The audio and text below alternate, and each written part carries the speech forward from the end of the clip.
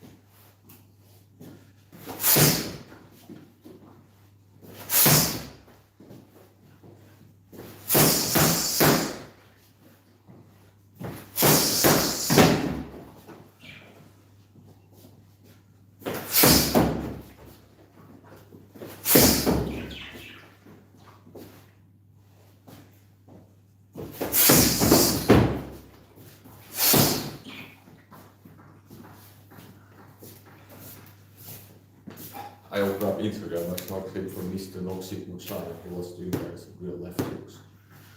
Just all the time. Power left, power left, so that's fine. So weak men get insecure, they see other guys doing stuff. Strong people get inspired. I don't get anything when I see other guys out here doing martial arts or training. I don't have like how I feel weak, which is a lot of haters I get on YouTube when I train. These people are insecure. They're not training, they're not working hard ever, they're not fasting, they're not exercising, they're not training martial arts, and just sitting, attack people in the chat board. So, yeah, so that's how I appreciate when I see somebody training. It makes me fire up and I feel like training myself. We do some left hooks. I was looking at, I subscribed to like the average, so that point, Thai live stream, and it's I need to verify the microphone. Yeah, that's all.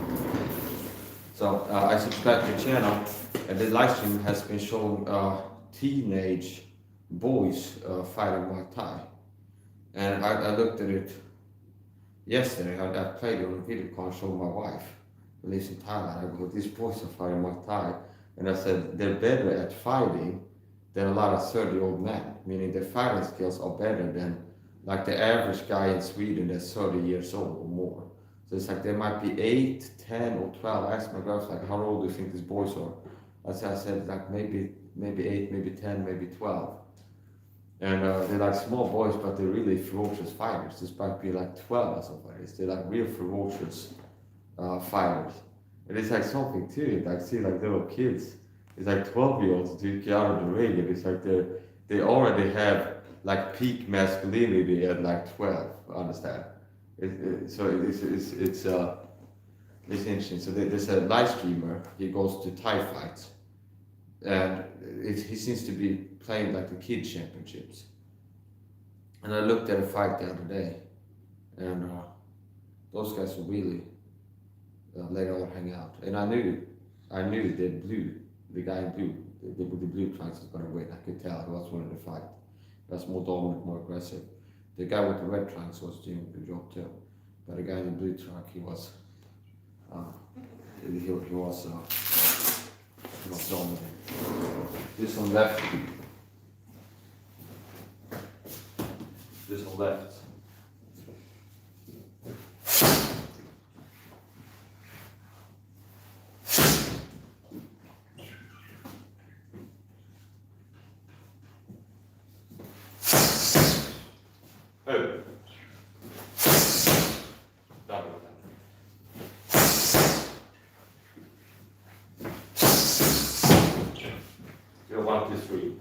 The same position.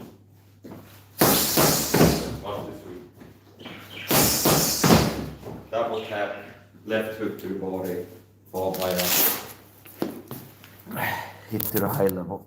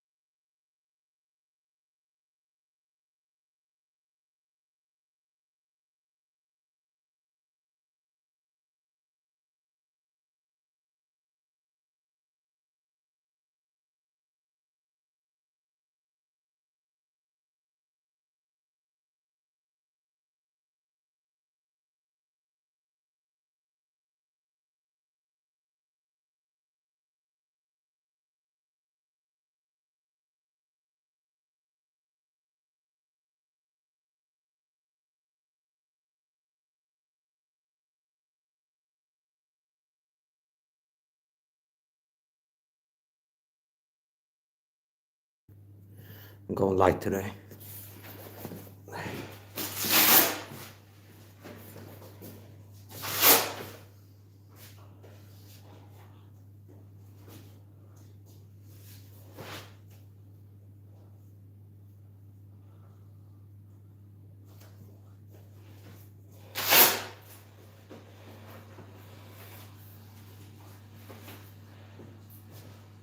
Just step the left hooks.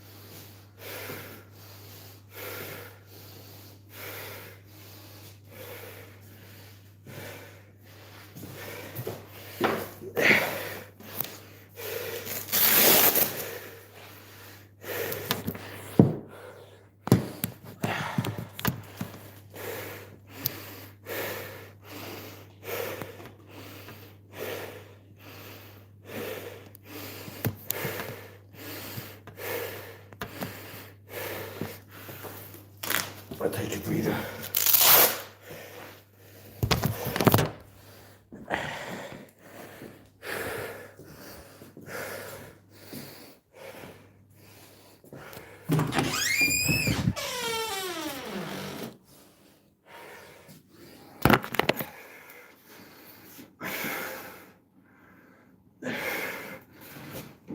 This window.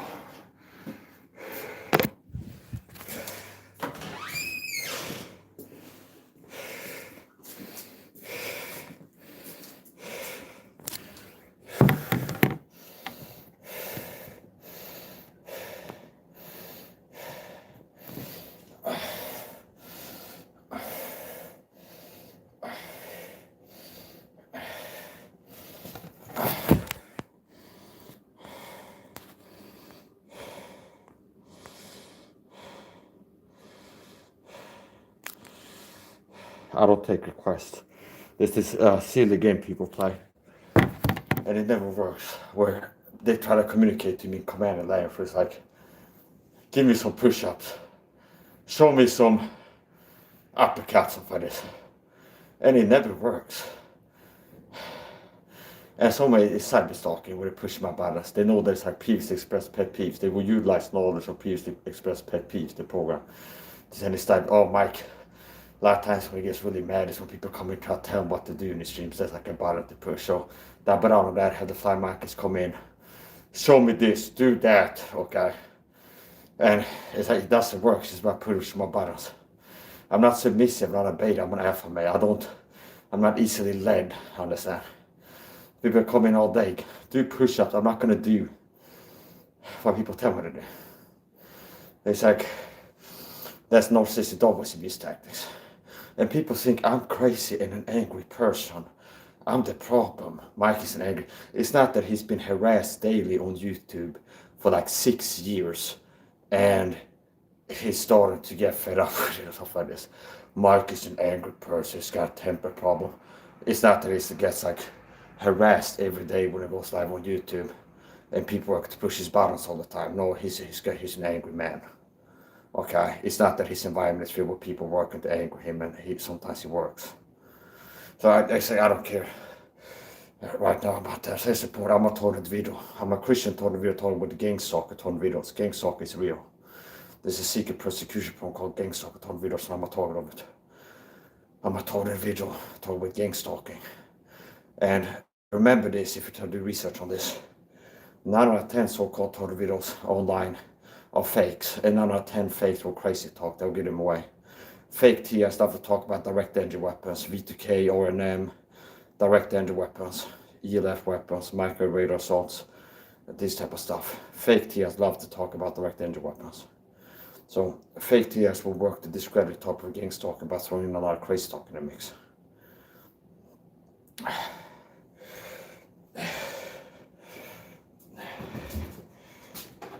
Part of the gang stalking I get, gang stalking tactics is cyber stalking, where 5 monkeys work for the porn shop in my chat and work to push my buttons. A big part of the target is what's called narcissistic abuse tactics. They work to push your buttons kind of suddenly, and it's designed to discredit you by reacting. So basically, if you respond to covert aggression with overt reactive aggression, you appear as the aggressor to people who do not see the covert aggression leading up to your overt reactive aggression. So that's a big part of targeting, where they work to push your buttons. Narcissists love to push your buttons on the slide in front of others, baiting you to respond, thereby discrediting yourself. And so that's a big part of cyber stalking. So it's not all like, well, it's just, and this is how they want it, it's possible liability. It's like, oh, Mike is paranoid. Everybody gets trolled on the internet and he thinks he's a target of gang stalker, something like this. I was a target of gang stalker before I got on YouTube. Now I'm being gang stalked on YouTube, cyber stalked. And a big part of it is flying monkeys. A lot of the accounts, and it's hard to give an exact percentage statistics, but I guesstimate that around 50% of the hate that I get, like accounts hated on the internet, around 50% of cyber stalkers work for the program. And they utilize force multipliers, where it's like one guy with 100 sock accounts, that type of thing. They have like one gang stalker with like 100 sock accounts, or like 10, and then another gang stalker with like 30. So it can look like it's 30 people, but it's like 2 or 3 people switching between accounts. It's like you block one of them, they switch to the other account, come back again, as I said. So this is also why sometimes, and a confirmation of this, I know this is going on, has been where sometimes I get harassed by like a mob or troll sock puppet accounts. I block one, I can tell it's the same person. And then after I finish, in YouTube Studio, and I look at the like, unlike, and it has like 12 unlikes on it. And it was like around like 15 accounts harassing me in the chat, okay? And I have like 15 unlikes, let's say 12 unlikes. And then the next day it says 2 unlikes, which means the YouTube algorithm detects it's like 6 likes from the same IP address, somebody using soccer accounts, and the algorithm goes, this is fake negative engagement. It's like one person, the same person, same IP, using different channels to unlike the same video, and then the algorithm adjusts this and removes Those types. So this is one of those like indicators that confirm what I've been seeing. It's like the same person sometimes as a gang stalker with like 10 burner accounts. And some of them are so sloppy, they're not even using VPN or something like this. They're not switching to a different country and switched account or something like this. It's like it's the same person. So it's like the same thing would happen if somebody comes and like gives me 12 likes on the video from the same IP using different accounts. Within 24 hours, Agni will detect it and it will like remove some of the likes. So that's the point. I get cyber stalked. That's part of targeting, and they work to push my buttons. So it's like they know they will utilize knowledge of people's expressed pet peeves to push my buttons. That's called narcissist. That's one type of narcissist always abuse tactics. So it's like they know from all the years of streaming that it's like a lot of times if my crash out and get angry, it's after somebody said this to me in the chat or something like this. Somebody acted like this, and do you understand? From all the thousand hours to be online, it's like Mike losing his crap and crashing out. A lot of times it's been somebody doing this right before that. So it's like do that thing, okay, and it can be very subtle. So for example, they know that I don't like when people come in and cyberstalkers be like, do this, okay, give me 10 push-ups, do this, okay, like they act like they give me orders, commanding language. I even like make videos like boundaries, okay. It's like this is what goes from my chat, this was not okay, this will get you blocked and stuff like this. Don't do this in the chat if you don't want to get blocked. But it's like commanding language, okay.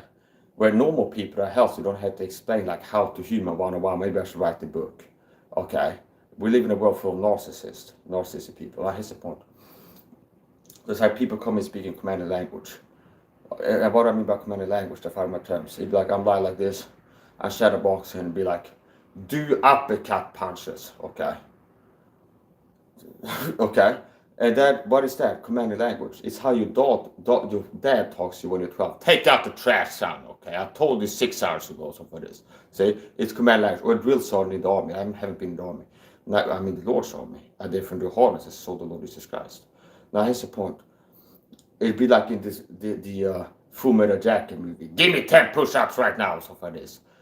Clap your hands, okay? Do you understand? It's commanding language. It's how your dad talks to you, or a drill sergeant, or like a boss. It's like, get the papers over to the office ASAP. Do you understand? It's like command. It's not normal behavior. That's not toxic. It would be, would you mind showing us some uppercuts?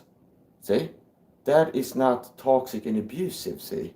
So, okay, it's like, hi, Mike, okay, like the training, would you mind showing me some of this or stuff like this? I go, well, yeah, I don't mind. Do you understand? Maybe then, okay. But if it's like, do this, do uppercut punches, do push-ups or something like this. So commanding language, okay. And I'll talk about that, but I don't like people coming in commanding language, and it never works, okay. And part of it's like, I'm an alpha male, a high testosterone. I'm not easily led. I don't cave to peer pressure. I mean, there can be 30 people in here. They are my peers, other Christians of this. Go, Mike, you're wrong. Stop doing this. I go, screw you. I'll do more of it. Okay. So it's like I'm not the type of person that's like submissive, can be pressured, peer pressured into stuff. I'm not a person that is like, if people call me like, stay home. Okay. I don't fall for that type of stuff. See, it's like you need to do this. Okay. Stay home, do push-ups, do this. I'm like, I gotta do it. Okay, I'm not the type of person. I'm not very vulnerable to people. I'm not easy to manipulate, which is part of why I am a nightmare of narcissists and psychopaths around this world from behind the scenes. That I'm a person that's inherently just what I am. I'm not easily controlled. Okay, so all they can do is like trigger me, but they never figure me out. See, they can trigger me, but they'll never figure me out. Okay, I was like this. It's like, Dr. Dre's dead. He's locked in my basement. Okay, nothing, you idiot. Dr. Dre's dead. He's locked in my basement. Okay, so that's the point. Okay, nothing, you idiot. Dr. Dre's dead. He's locked in my basement. Okay, here goes with the, say you don't know what or something like this. Yeah, but it's so cute too. Okay, I probably got some screws up in my head loose. Okay, but that's the point. Nothing, you idiot. Dr. Dre's dead. He's locked in my basement. Okay, so for this. That's the point. So I showed you the door, Nick. you need to go to the ER on a stretcher. Okay, need to get your brain checked. Okay, you filthy guy. Okay, hey Nick, go to the ER and get on a stretcher. Okay, you need to check yourself into the ER. You need to go check if you got a bad knee, and possibly the doctor drop some curry on it. Okay, put some curry on the bad knee. Okay, put some curry on the bad knee, bro. I feel like the type of guy who's like limping into the comment section and be like, Mike, do this or stuff like this. And it's like I'm a bad knee cure expert. I know bad knee. I know cures for bad knees. If you got a bad knee and you're in need of curing, I'm an expert in this. Okay, I can just sense it. The spirits are talking. I can feel. There's somebody in here that's got a bad knee. You look over cure. You come to the right place. I'm a bad knee cure expert. Understand? I know how to cure these knees. You got a sore knee. You got butt hurt. You got hurtness in your butt. I get the hurtness out of your butt. Understand? Sexual healing. Okay. Okay. More than a feeling. Oh no no no. Okay. Yeah. It's like you came to the right place. Understand? You came to the right place. You just to the right place. Understand? So that's the point. I don't know if you heard about Hugh Lewis in the news or something.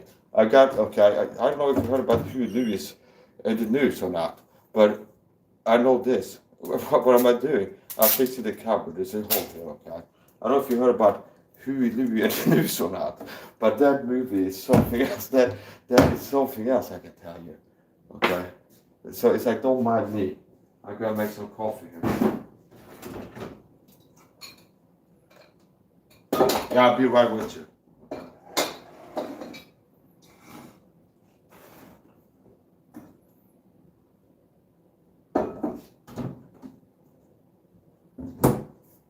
Yeah, okay, so okay, so here's the point. Yeah, there was a guy in the chat here, I feel like he's got a sore knee.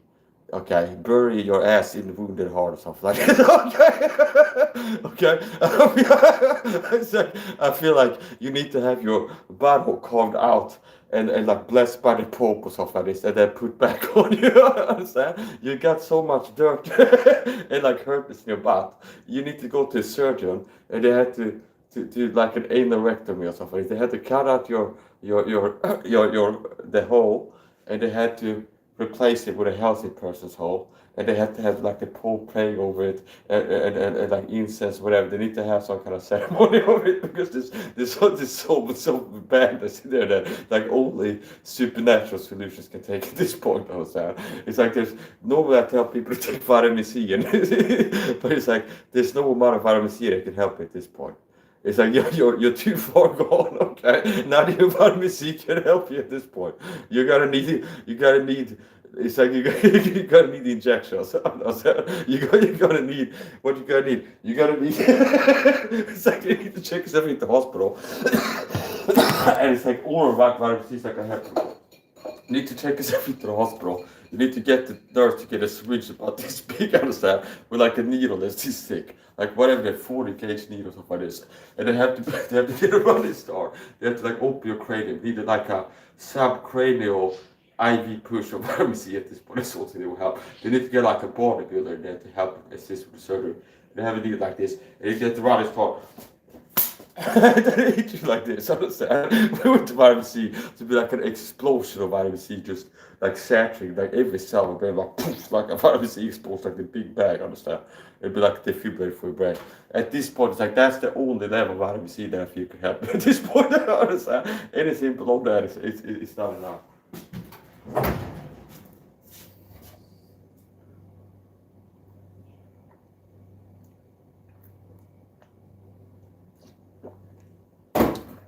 A lot of people don't appreciate Phil Collins in the air tonight.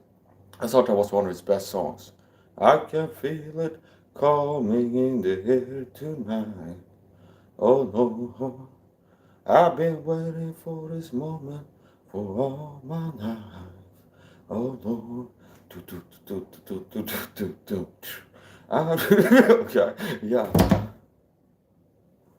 So it's what we're okay. So what was the point?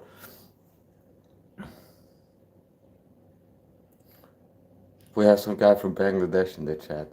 Pratik Takar or something. He's getting blocked. But are you the guy who left a like? I got one like machine. Are you the guy who left a like? Answer truthfully. and that will determine if you get blocked or not. People who leave comments who didn't leave a like get blocked, and I have a way to tell. Understand? So it's like, if you beware, if you show up in here, you leave comments, you didn't hit the like button, you get blocked. And there's a way that I can know. It's, I can see the backstage. I can see the like count and the view count and the comments and everything, and I can put two and two together and figure out something like, let's say I go live, and it says 0 viewers for the first minute or so, and then viewers start dropping in. It's like it comes to 12, like 3 minutes into the stream, there's 12 viewers watching live, and then it says 0 likes. And so go, hey, Michael, whatever they're writing, it's like, oh, that person says 0 likes. That means this person just left comments and hit the like button. Blocked. Okay. See.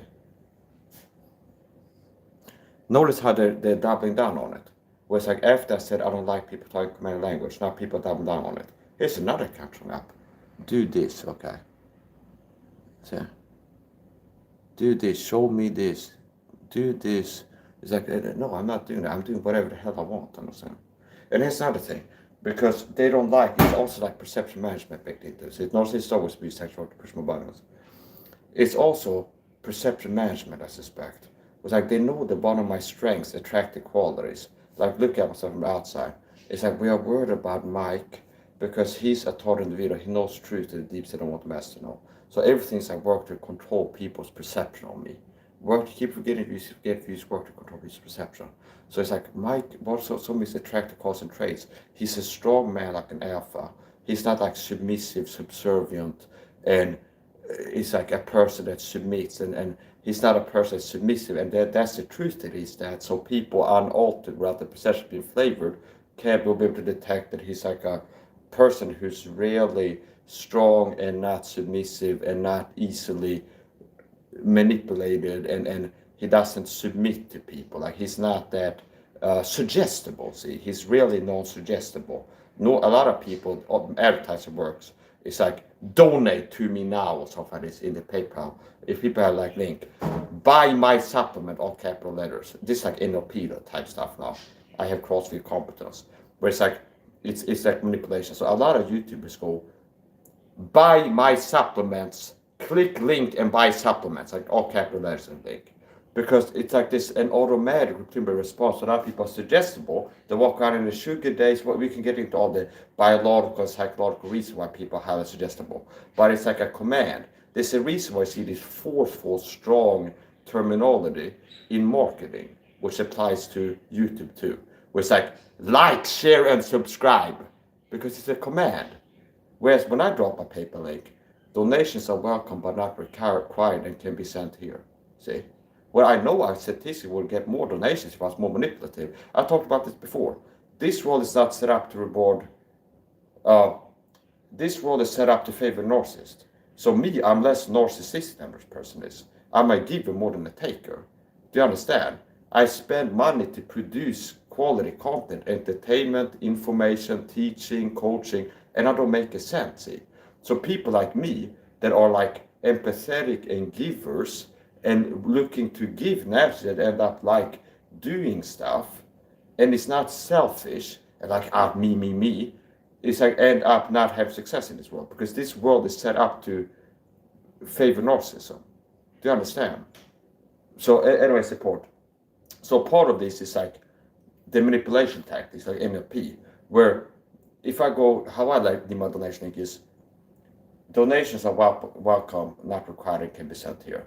Whereas Rafi Garno, the narcissist manipulator, is like, donate to Rafi Garno's ministries here, okay?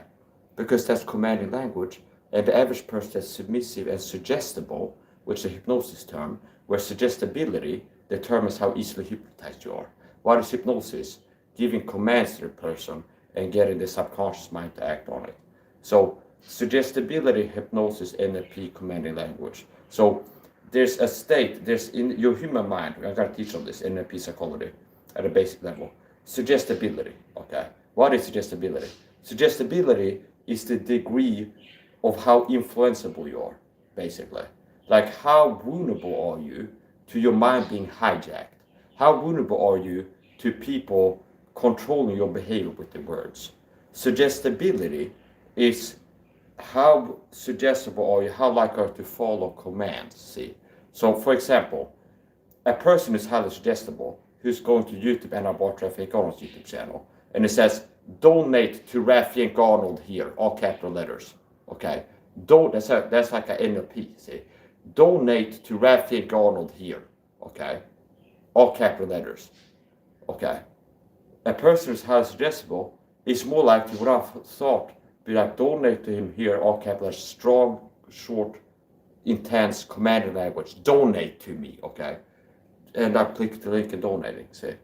Whereas a person is less suggestible is less likely to end up like this text saying donate here, end up clicking to donate. See, if it's like click here, end up clicking there. So if you have your browser on the internet and it's sort of like click here for the discount, and it's in your mail inbox, some kind of promo, click here to access or something like this. Notice how it's like click here to access. A person is suggestible, check the inbox, how suggestible, is more likely, like without thought, end up clicking because it says click here, see. Whereas a person is less suggestible is less likely to end up clicking because they're seeing the words click this link in front of their eyes, see.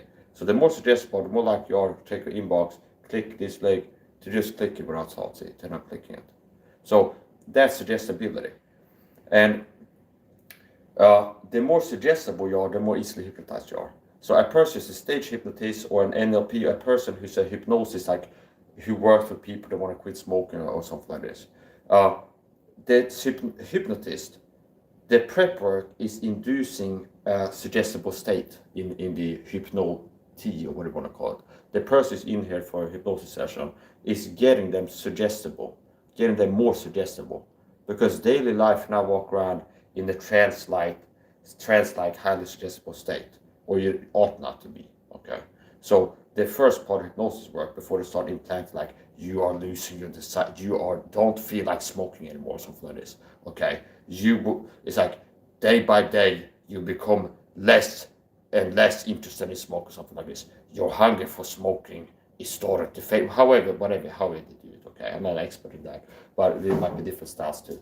But is working to get the person suggestible first, and the different things that can make people suggestible. So anyway, part of it, what they're doing is push my buttons, because I don't like people by the commanding language. They know that one of my strengths is I'm a person who's really not vulnerable. There's a lot of people that fell.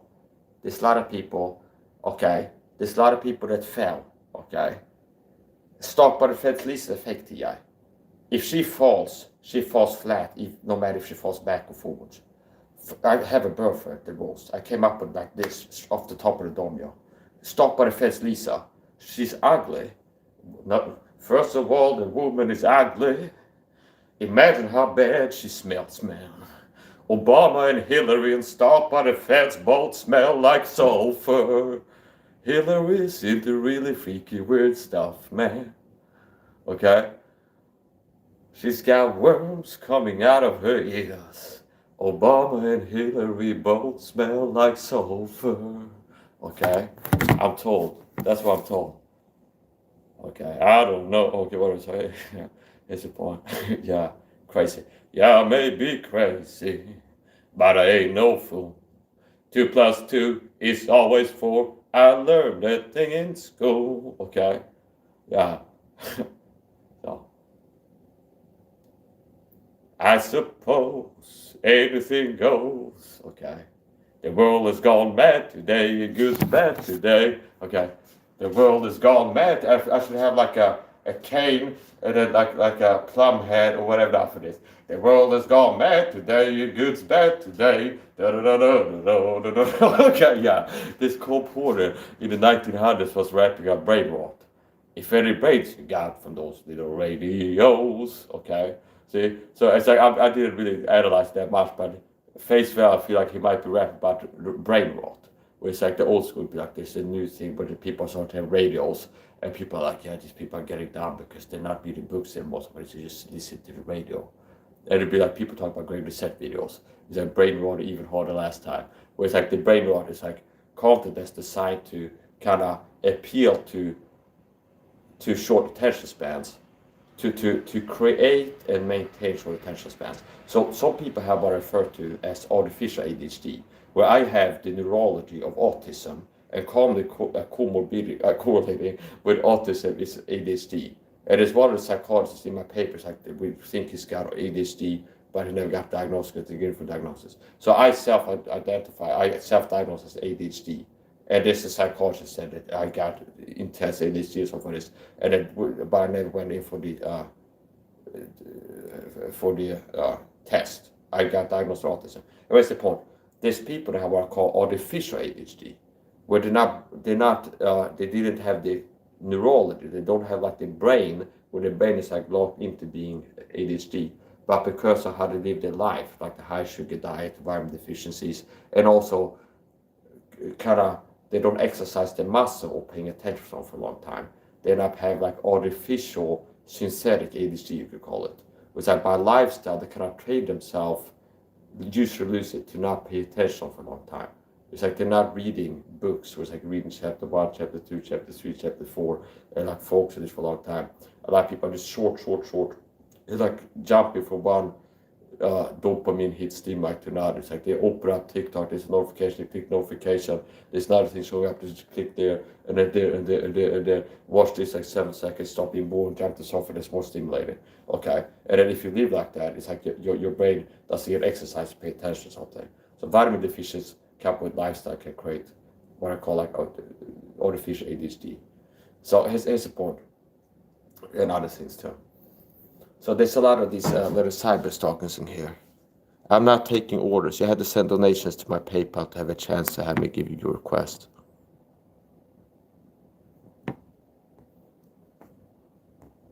Yeah, so here's another thing I got it. Where I don't have to get into speculation too much, but here's another tactic, a pattern I observed, where they know how to like commanding language. And the pattern is that they try to make it look like I'm being controlled. See, so the issue is they try to make it look as if I'm a controllable person, because I'm really non-controllable. A lot of people fell for scams and took a vacation. They got a really bad vacation. They got a really bad vacation is what it's called. Okay, single V, not W. They got a really bad vacation. They got tricked. They were suggestible. They were dumb dupable enough. Some guy shows up to work with a brochure somewhere on TV. He's like, you need to go to Bahamas or something like this. And it's like, go to the Bahamas, stay on this hotel. And they're like, the simple command of the advertiser, like, go to the Bahamas, take a vacation, take the vacation, damn it, go to the Bahamas, you need it, or something like this. A lot of people like, yes, boss, I'm going to the Bahamas, and they booked the ticket. They bought the ticket, they took the ride, and they regretted today. It's like, this was a bad ride, okay?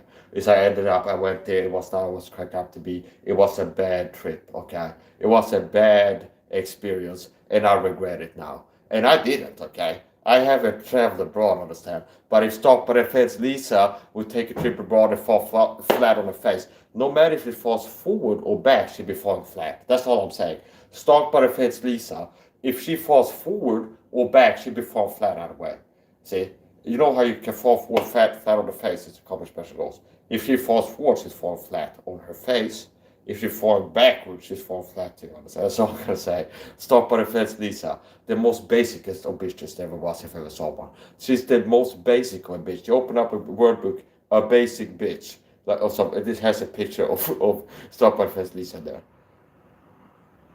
The woman number one is ugly. Imagine how bad she smells, man. Stalked by the fence, Lisa has got snits, her both smell like sulfur. Okay? Stalked by the fence, Lisa is into really freaky, weird stuff, man. She sleeps with a freaky, weird woman who wears a hood over her head. What the hell? The woman number one is ugly. Imagine how bad she smells, man.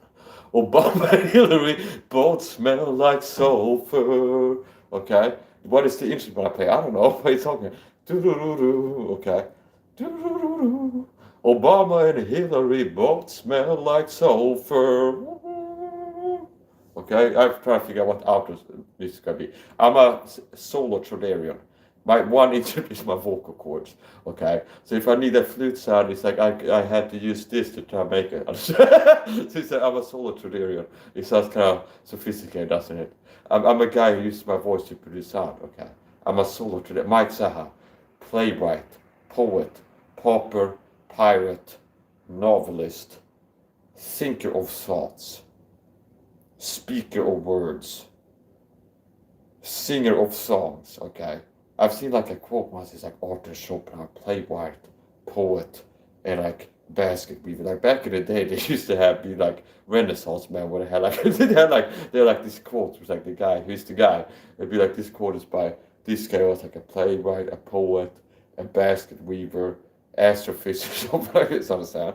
So now it's like oh the guy, he's a store clerk, something like this. So anyway, that's the point. Make humanity great again. I'm great already. You got to catch up, people. So that's the point. Trump is a scam, by the way. I never supported Trump. I call him as a deep state puppet since he showed up on the scene. Trump is a puppet. He's a deep state puppet. So anyway, the pattern I've seen is like they're trying to control me, and then when they know I'm not controllable, so they try to make it look like I'm impressible. I just described a tactic. You can be the judge what they're doing. So here's the tactic I've observed. Sometimes they tell me to do things.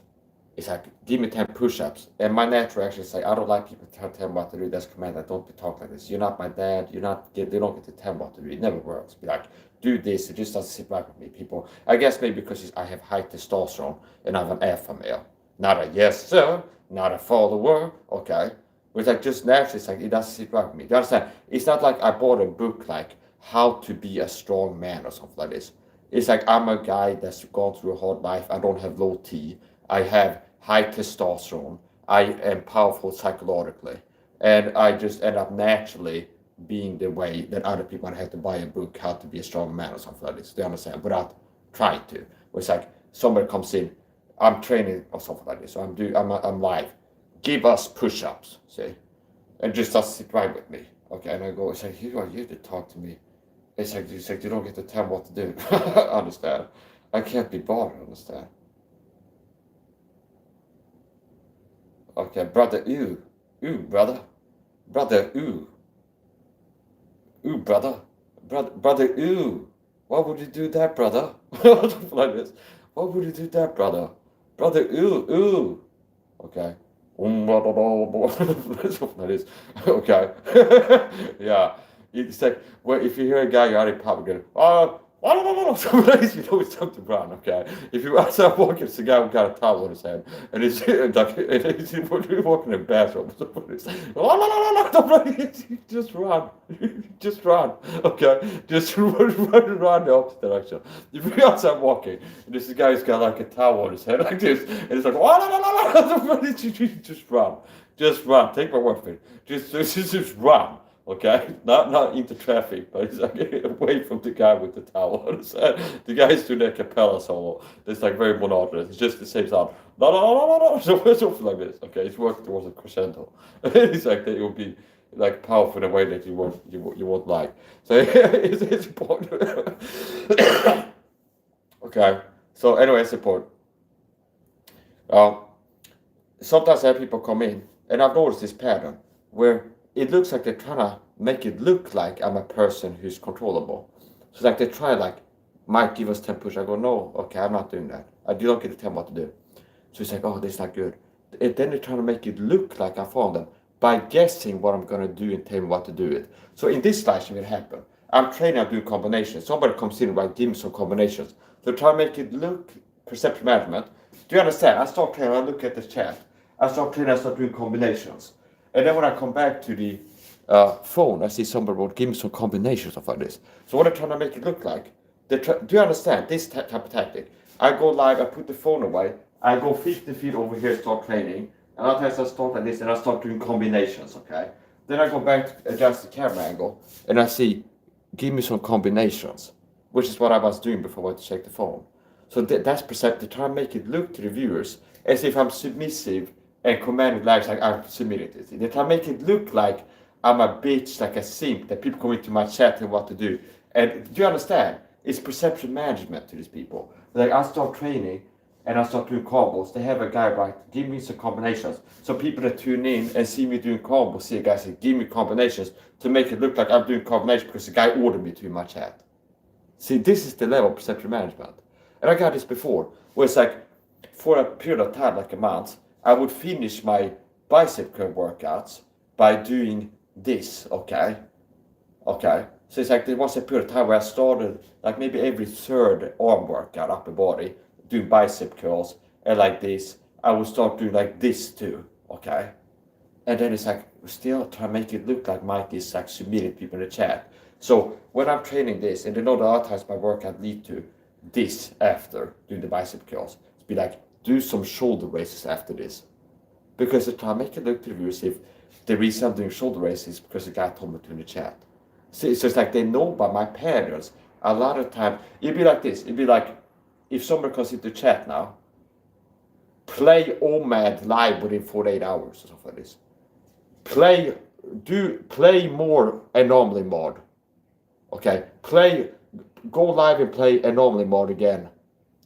Okay, because that's something that I've been thinking. It's like they know I'm likely to do that within 24 hours. Go live and play anomaly mode again. Do you understand? So it's like, go play anomaly mode again to make it look as if I'm like a bitch simp. It's like the reason I'm doing things because somebody told me. And it's very interesting to analyze this. Like, what is this pattern I've observed of this type of thing? Tell me what to do things. It doesn't work when they tell me ever. It's like, give me 10%. It doesn't work. And then like when they're trying to make it look as if I'm taking orders, I guess it's to counter perception management. To counter like, I'm a person who's strong, not suggestible, not easily led, and really non-vulnerable to peer pressure, see, which is like strength. So a big part of narcissistic abuse is perception management. They cannot control me well, so they need to control people's perception of me, see. It's like, Mike is strong, he has qualities and traits, which makes it hard by narcissists a lot of times. Okay? Narcissists don't pick on losers that don't provoke narcissistic injury. Narcissists are somatic, intellectual. If they see a person that have a higher IQ than baseline, is smarter than 90% of people, and handsomer, that's the type of person might become a victim of a narcissist or a target because they provoke a narcissistic injury in the narcissist. If they're somatic narcissists mostly, it's like their false self is like, I'm super good looking or something like this, and they see a person who's more good looking than them, handsome, that can give them narcissistic injury. And now they need to go to the evaluation inside their own mind and work to sell other people on their internal delusion. Do you understand? This is part narcissism. It's like, if for example, and we live in a narcissistic culture, sometimes I make a video like fitness model and do like flexes of this. And then somebody leaves a comment. It's like, you're a weak little boy or something like this. And then they analyze it, it's like, telling on himself. The person saw me, and seeing me, they felt like a weak little boy inside. So it's transference projection, see? And it's like maybe 8 out of 10 times they hit the comments. It's projection. Where it's like they don't understand how bad they are, with whom they have to do. Understand? The word of God is switched sharply to the sword, dividing asunder. It's a discern of the thoughts and intents of the heart. I have a lot of King James Bible in here, and it's a discern of the thoughts and intents of the heart. So if you want to have better discernment, you get some King James Bible sword in here, and it helps you to pierce through the layers and see what's deep, like the core of the. Okay, like the mental ill person. Okay, so here's the point. Okay, yeah, so it's like it's on their level. So here's the point. Okay, so it's like a lot of guys. It's like if you do a lot of this. Okay, or something like this. So here's the point. A lot of guys that are haters of Mike SAHA, they're like ring threading champions, where they do a lot of exercising for being like a pro, like speed ring threader. There's a guy who's got a job to be like, some guy should stop and need the ring put on my finger, because I like so much shiny shoes, and they hold his fingers like, and then put the ring on every finger like this. A lot of guys are like in training camp for that job. A lot of Mike SAHA haters, like they're training like all day to like sweat pose. Understand? It's like they're like champions at that. That's the only thing that some guys have mastered this world, is that type of physical endeavor. So anyway, here's the point. And they put in like 10,000 hours plus, so they're liable to reach mastery in the tickling championships. Okay. Okay. So what is the point? Um, yeah. So it's so much weirdness. It's like if a man strives with monsters, he must take heed that he himself does not become a monster. And if a man stares into the abyss stares back at him. It's Nietzsche, I think. Nietzsche. Okay. If a man strives with monsters, he must take heed that himself does not become a monster. If a man stares into the abyss stares back at him.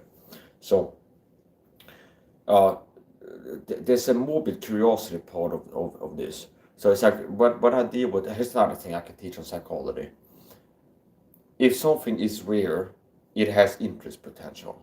So human psychology, if you're rarely good looking, that gets attention. See, that catches eyeballs.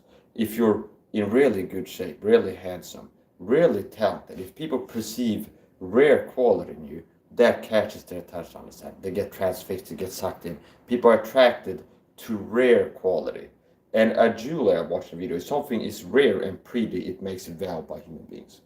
People look at it like valuable. Something is pretty and rare, it makes it valuable by human beings. That doesn't just apply to jewelry. Okay? Which is why, anyway, that's the point. Now, which is why attractive people used to sell product types of advertisements. Now we're getting into stuff now where it's like the political correctness, body positivity, they have like we need to have fat women to be the role models in the commercial now.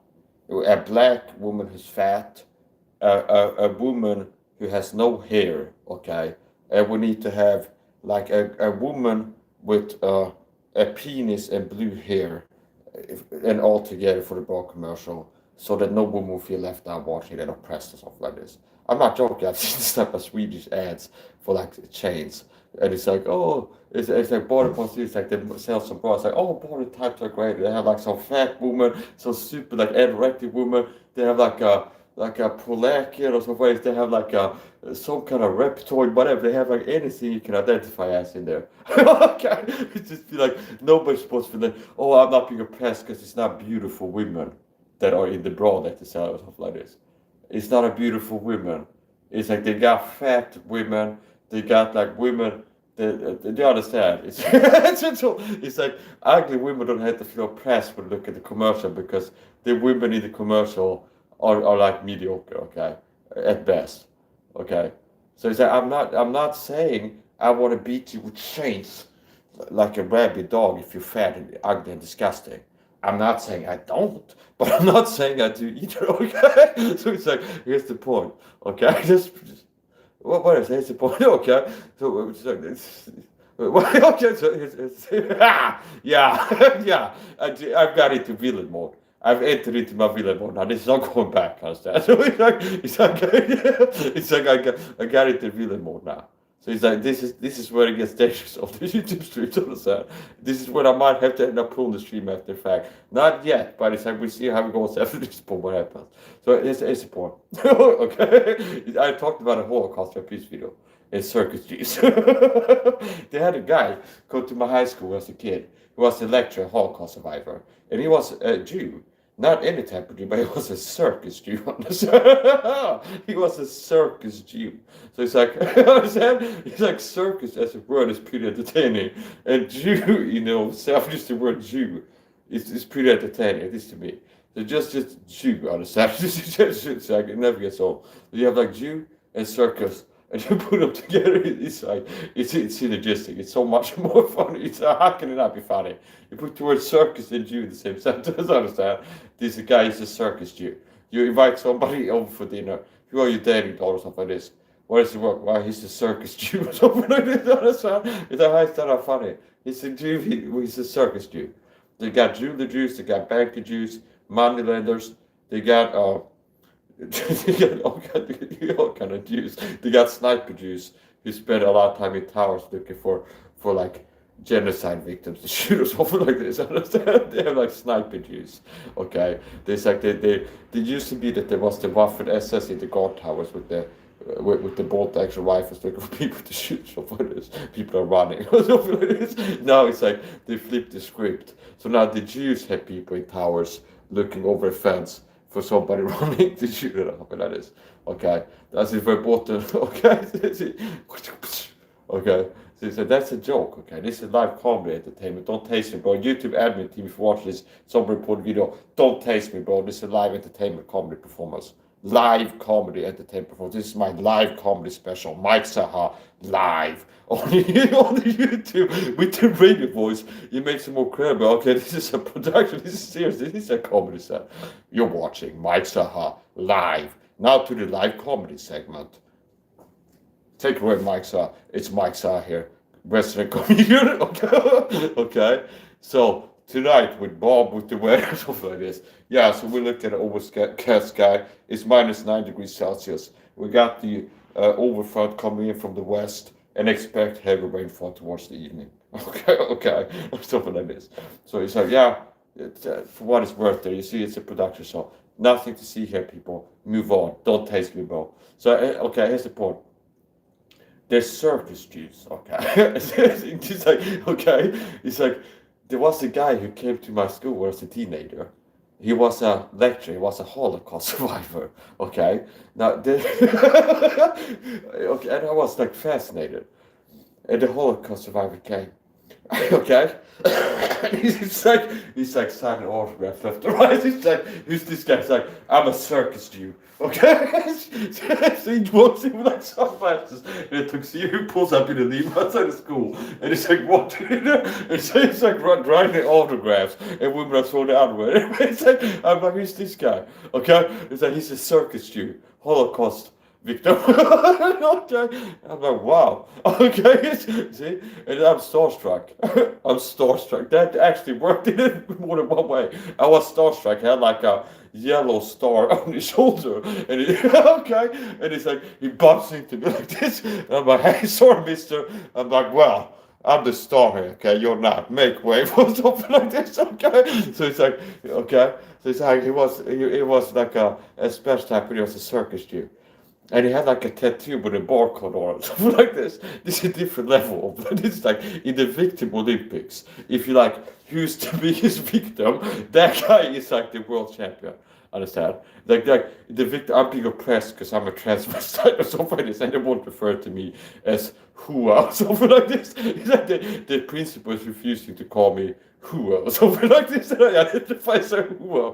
Okay, I identify as Hua self. And I go to the principal office and like, yeah, so Jane is like, oh, just stop oppressing me. I'm who herself or something like this. Okay, okay. And then I go to like HR department and it's like, yeah, the principal is oppressing me. Won't call me who or something like this. I identify as it. It becomes like a nightmare. I have to go, how do you refer? So what is the point? So here's the in the Victim Olympics, that guy is like the gold medalist. I understand. He's like the gold medalist. He's got like a tattoo with a number on it. I think it goes to his left arm. Now it gets serious. It gets serious now. So there was it's a true story. There's a guy that came to school. Part of history, a guy is actually a Holocaust survivor, and I don't remember everything, but I remember he was like talking about he was a Holocaust survivor, and what I do remember, he had a tattoo, and it's like I've talked to, I guess Dan Ulrich, where he's like. He's even like debated people on white power Nazis, something like this. It's like, yeah, I've talked to people who are like white power Nazis before, and they denied the Holocaust. And I showed them like the tattoo, and they say you put that on yourself or something like this. So, which I guess would really, it's really crazy. This sort of like denial of abuse is as bad as the abuse itself, stuff like this. So people go like the Holocaust didn't happen. That's really bad. And people that go, oh yeah, it wasn't that bad or something. I don't care. But it's like there's a lot of people that are saying that the Holocaust didn't happen. And then there's some people like the Holocaust wasn't that bad. And a lot of like the fake Holocaust stuff are for one of these categories. Not 9 million or something like this. It was just 6 million. Oh, okay. So what is that? It's like, yeah, it wasn't that big of a deal what happened to the Jews. Or it didn't happen at all. So a lot of like the myths, the anti-Semitical, like real anti-Semitism, it's like either say it wasn't that bad, or somehow they earned it because they were causing trouble, something like this. Or do you understand? So anyway, here's the point. Back to the circus Jew. Stop being funny. So okay. So the circus Jew, he shows up in school, and he's like lecturing. It's like, on my Holocaust, he got a book. Okay, I don't blame him. Okay, so gotta make the money. So it's like okay. So here's the point. So, but whatever, he shows up in school. He's got books to sell for this, so he's making money. But he was a circus Jew, and he's educated about the Holocaust. He was a Holocaust survivor, and his story was he was when the Holocaust started happening, he got taken. He was living. His family was maybe gypsies, but like they got put in the camps. Okay, so they were either like they were suspected of being Jewish, they were fully Jewish, they were gypsies, stuff like this. But they were a circus family, so he lived in like a trailer with his mom and dad, who were circus people, and he as a child grew up like on the road, in like a trailer, going from town to town doing the circus. Okay, and he also I remember talked about how sometimes his mom and dad would be getting love with each other, and then they were in the same trailer. They were like trying to ignore something like this. Okay, I remember that part too. So anyway, here's the point. He was a circus Jew. Now, so basically, being a Jew it has just the word Jew in of itself.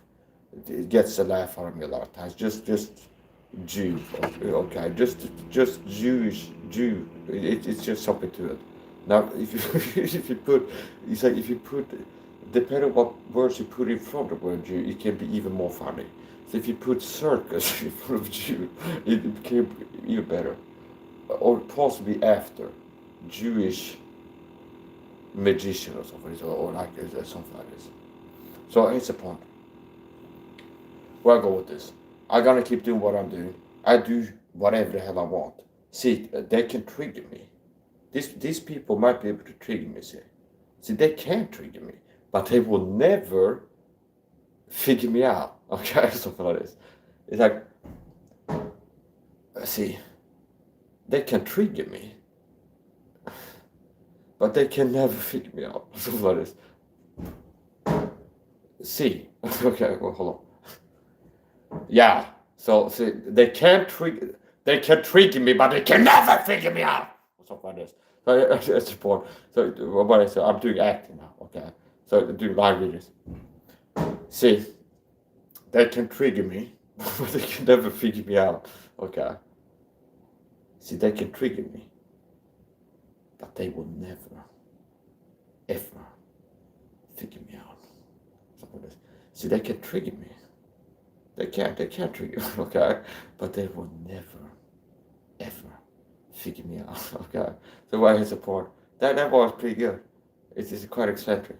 So it's the point. I'm winning. I wake up and when I start winning, I go to bed. I've been winning since waking up, never stopped.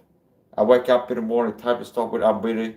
I keep going, I live every minute, winning, winning, winning, winning. I go to bed, put the covers on, fall asleep in a winning state.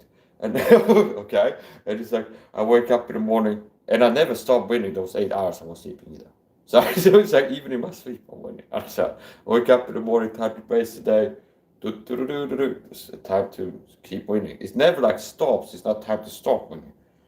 Winning, absolute victory, total victory, 24/7. We're gonna win everywhere here, right every single wrong, right every wrong. Okay. Are you bipolar? I'm by winning.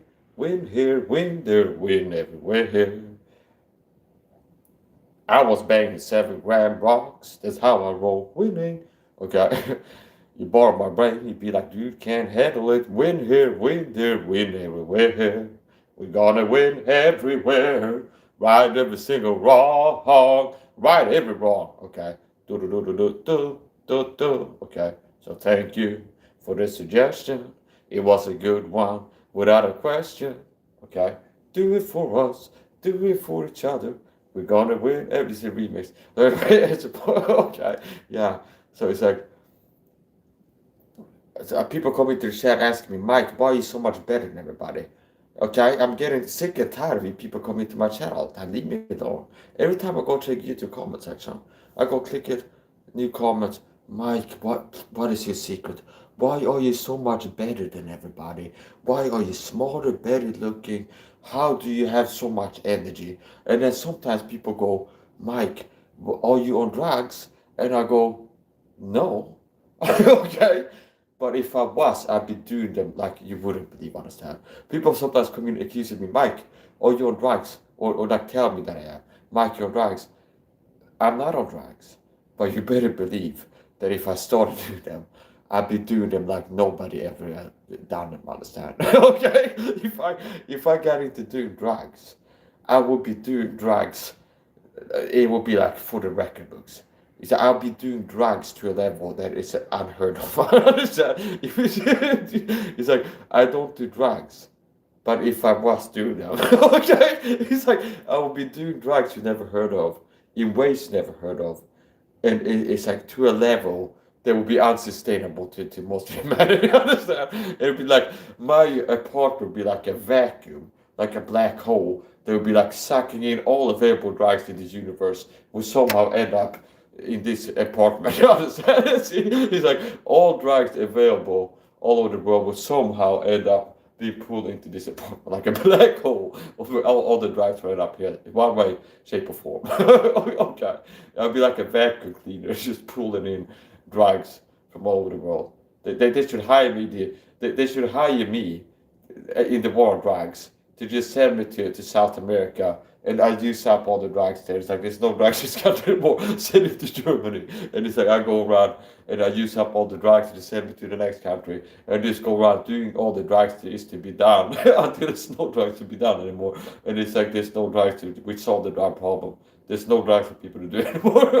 Okay, it's like it's important. Mike, are you on drugs? No, okay, but I am on performance enhancing supplements. Hit him with the okay. Hit him with the solution. Okay. You need the solution. Okay. A lot of people need the solution. You need it. Understand? I know when I see a person who needs a solution, and you're it. Understand? Tag.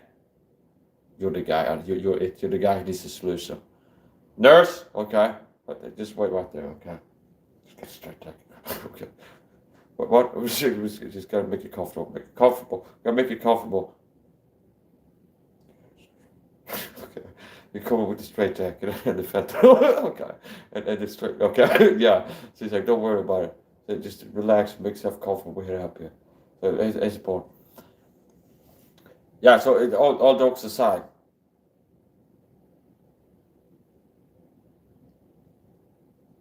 It's like these people, I'm looking at the audience. A lot of people don't know I sell tickets to these performances. So if you watch this on YouTube, like you watch for free. There's like I have like bleachers here. These people bought tickets, $694.7. This is all the specific number. If a guy was sliding, this is that specific about the amount of money he was paid for the tickets. Okay, he'd be sold for like around $50 of this. What a guy like it would say, $694.7. That's a very precise number. Okay, so it's like $694.7 what this guy's paid to come and watch live when I'm performing, and I got about 64 people lined up against the wall there, and they're sitting with bated breath, and it's like they're crying, and it's like they're taking pictures, and it's like they move to tears, understand? And it's like wow, they have a look of like awe on their face. And it's like people are bringing their babies, and like they're like, bless my baby or something like this. And it's somebody they're holding like a dead body, like touch the dead body, Mike. They go touch the dead body, go, and it's back to life again. I go, wow. They go, wow. And I go, yeah. It's like this is nothing, understand? It's understand? Okay? It's like I have important things to do. I don't have time. I can't be bothered. I got a meeting with Trump and Xi Jinping at 6:40, which is 24 minutes from now. They're asking me to have. Hold on, wait. Hold on. Okay, yeah. No. No, certainly not. It's good you asked. Yeah, tell them I said no. Yeah, and don't call me back. Bye. Yeah, it was Trump asking he's going to send the nukes to North Korea. And I go, it's good you asked, understand? And it's like, he had like his finger on the button. And it's like, he's about to send the nukes to Korea. I get calls on this all the time. And I'm the last guy that has to clear it. And you know how many times I see in the world. It's like, his top players go, we got to send the nukes. He goes, okay, we'll send the nukes. But we got to run it by Mike SAHA. He's got the last key. He's got to clear it. Goes, we're sending the nukes. Are you okay? I go, don't send the nukes. Don't do it. And I go, say the world again. Mike SAHA, say the world again, understand? And it's like they were just about to send the nukes. And I go, don't do it. And Trump goes, okay, I can't send the nukes unless Mike SAHA co-signs it. And I didn't co-sign it. So you should thank me for the fact that it's like you're not faced with certain destruction and death, oblivion. So that's the point. I'm doing all kinds of things here. See, they can trigger me, but they'll never figure me out, understand? They might be able to trigger me. In all seriousness, the people that are harassing me, they might be able to trigger me, but they can't truly understand me and they can't control me. That's the point I was working towards. So the gang stalking persecution program, other manipulators, a lot of times people are, oh, got you triggered. Being able to trigger me doesn't mean you're winning, okay? Do you understand? It's like if people go, I start doing something like doing more live singing than I have recently. I start getting into a role like I'm doing live more singing when I'm live. And then they start sending haters, stop singing, you suck at singing, or stuff like this. They're trying to get me to, oh, it's like, well, sometimes I go live singing, people come and say I suck. And it's like, I feel bad. They try to lower my self-esteem and get me to stop singing because they're worried about if I keep singing, I might have some success from it or something like this. So it doesn't work. Meaning their attempts with, the program's attempts to control me with like intimidation threats or like nothing on like the role, like nothing works to control my behavior. They cannot control me. They can trigger me, which is not really controlling me. Meaning being angry in the behavior, getting me angry, I don't count that as if a win. So anyway, this is for real. You know, this piece of life comedy here. Okay, so don't. I don't care. If you're a Jewish person, you're offended by this. You're offending yourself, because if you were really, if you're offended by Jew jokes or the Holocaust, well, anybody should be offended by the Holocaust. Okay, I didn't put that on you. I didn't run the camps, understand? But if I did run the camps, you'd be the first one to go. The people offended about my jokes, and I don't care if you're black, white, Mexican, Chinese, or a Jew, understand? So it's like the people who offended the jokes would be the first to go on the camp if I was the guy. Understand? So it's like once I get the country back and they let me take over the reins of government, the first people to go to the camps, they won. I'll have to have my own Gestapo. They'll be order one of the business, set up my own like secret police to figure out who all the haters on my comment section have been, and then hold them up in the middle of the night, put a black back over the head, put them in a van, drive them to some black side camp, and then put them in a dish somewhere. Okay, it's like the purges, the great Maxine purges.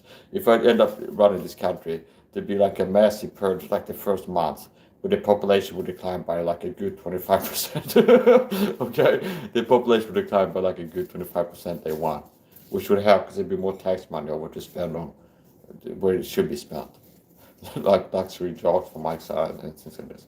So I'll be a physician. I'm gonna finish up pretty soon. Play not like us. No, I'm not doing what you tell me. F you, I won't do what you tell me. F you, I won't do what you tell me. Okay. Rage Against the Machine. So anyways, the point. I started doing some training. I decided to go light. I've been going light. It's 13:42 here in Sweden. I'm gonna go out on the balcony and have a smoke. So I rolled them in here, but I'm gonna smoke them out there. Okay. So I don't know if you ever tried handling a cigarette on the balcony. It's like the tobacco end up on the floor of the it is pretty hard to do. It's never completely windy. I live in a coastal city. It's quite windy here. Yeah, so anyway, all jokes aside, sometimes people come and ask me or accuse me of being on drugs. No, I'm not on drugs. I don't use drugs other than caffeine and nicotine. So I do count caffeine and nicotine as drugs.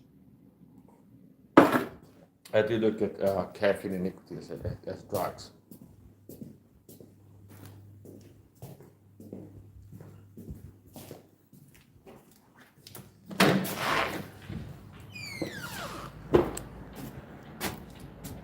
I've lived in this city for how long? Maybe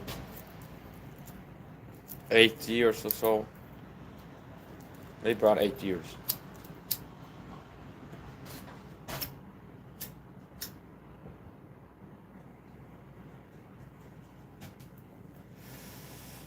Now, something you could do here.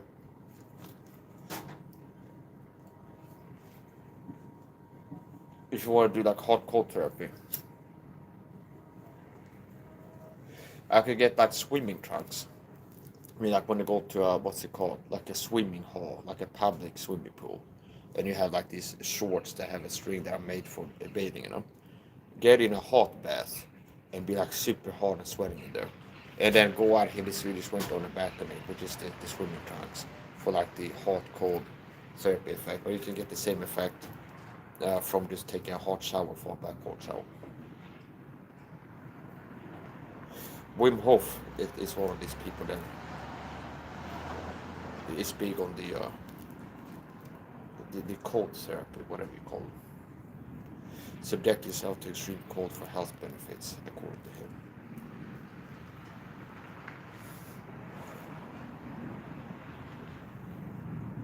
Yeah, so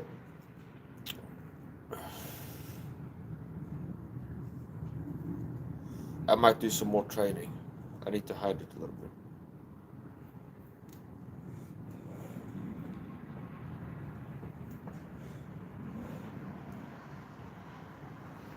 I got 3 likes on the stream. Don't forget to hit the like button, people. Click the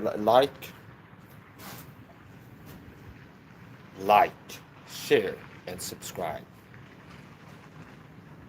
I'm trying different styles here. It takes all kinds, different sorts of different folks.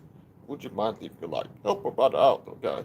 I'm struggling. I can't click the like button. Can't click the like button. Hang out loud. I don't know. So here's the point. People who don't click the like button get blocked on my channel. And that's one of the benefits of being shadow banned by YouTube.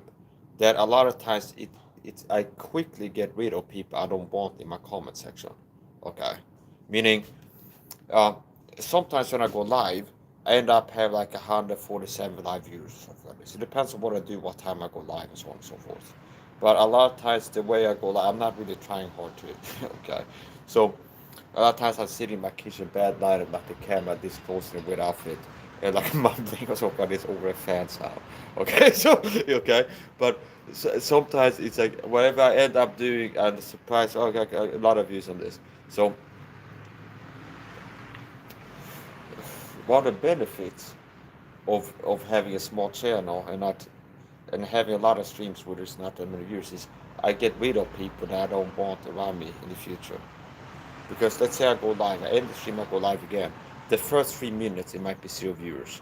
Maybe the fourth minute, okay, let's say I go live right now. And it's like, I just went live. And it's like 0 likes, 0 viewers. And it's like 1 view coming, 2, it climbs to 3, 4 live viewers. 5, it's got 5 live viewers. And then someone writes a comment. Hi, how you doing? Okay. And I see it says 0 likes. Which means that the person who just left a comment didn't click like button, which gets them blocked, see? Because I don't set it for breadcrumbs. I have standards of behavior. People who don't, and it's a subtle sign of narcissism, where people are showing, it's like, and this is like how a lot of people are now, highly narcissistic. We live in a world filled with narcissism. A lot of people don't understand narcissism. So I get accused of being narcissistic. Narcissism is not having a higher IQ according to psychology test. As psychologists tell you, you should apply for Mensa, a high IQ club, and then you go on a YouTube call yourself a genius after that. And like people are bullying, so a lot of it's reactive to. Be like, Mike, you're retarded. And it's like you go around, I'm not dumb. People say I'm dumb. Actually, I'm a genius according to a psychologist. I'm smarter than most people, something like this. He's like, Mike, you're such a narcissist. That's not a narcissist. And a reliable indicator of narcissism is not accurately relaying positive facts about yourself. Meaning, if I was 6'9", and I go, that people like Mike and me, it's like, I'm 6'9", I'm taller than most people. It's like, oh, you're a narcissist. No, a guy who's 6'9" and says this is not a narcissist, okay? But a guy who's 5'4", who's like, I'm the tallest guy in this city or something like this. I'm taller than everybody else. And it's like, he's 5'4". Now that's an indication of narcissism.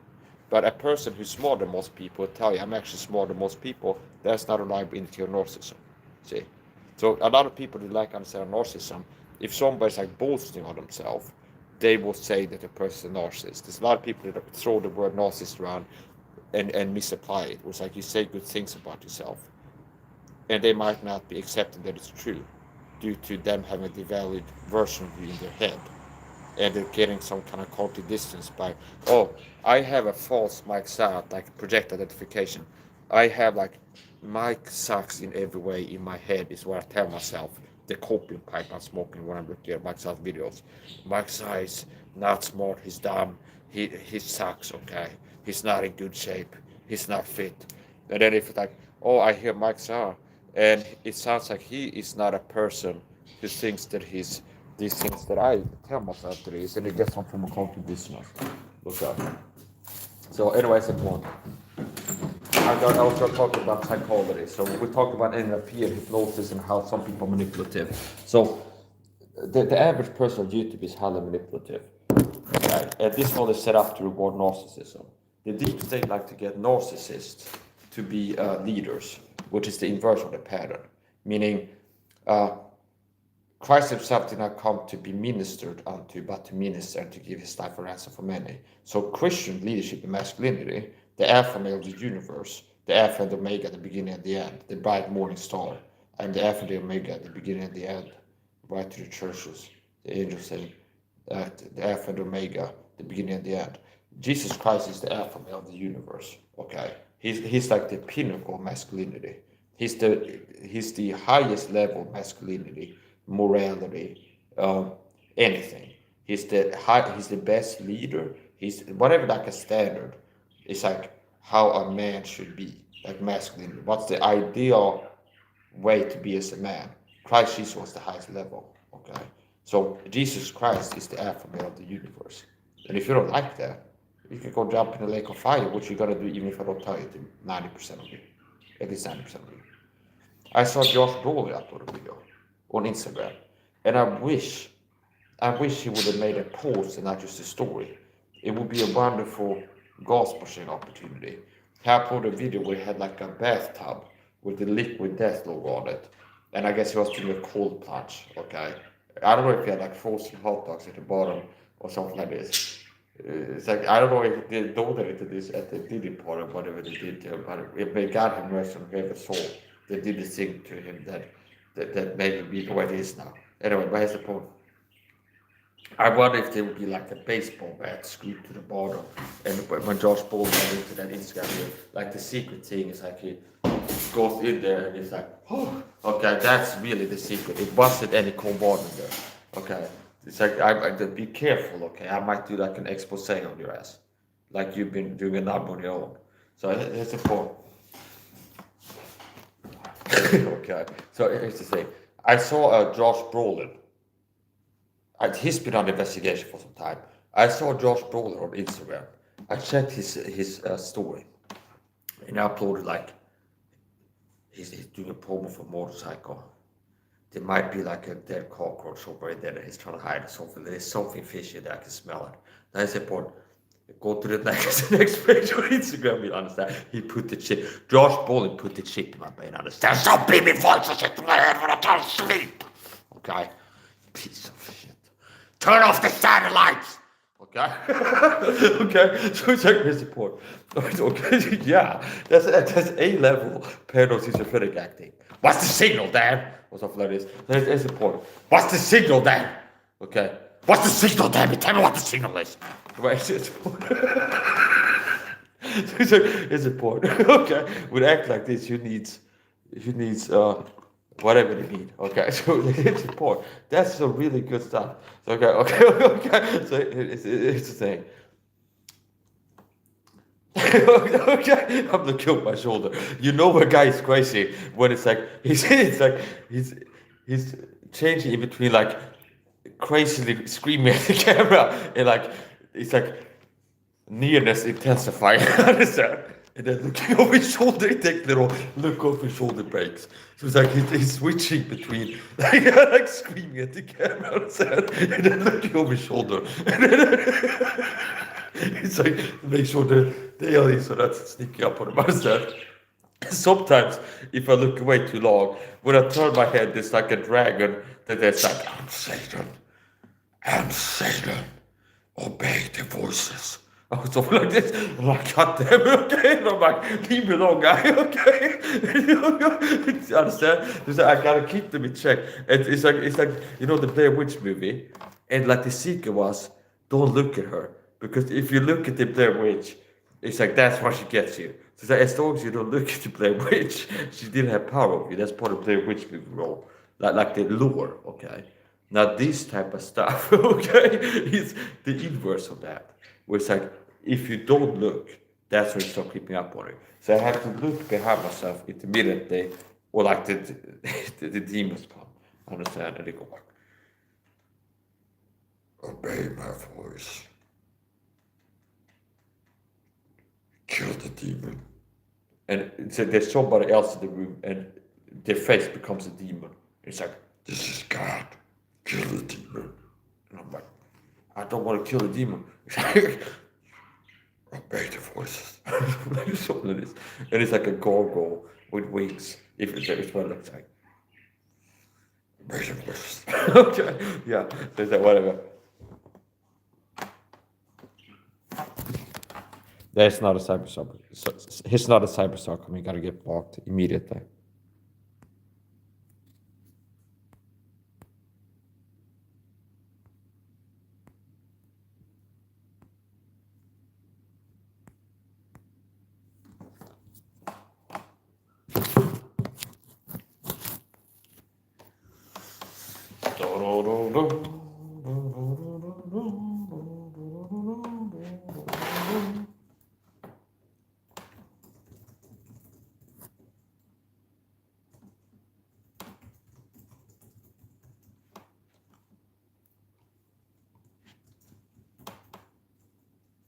You're in for a treat tonight.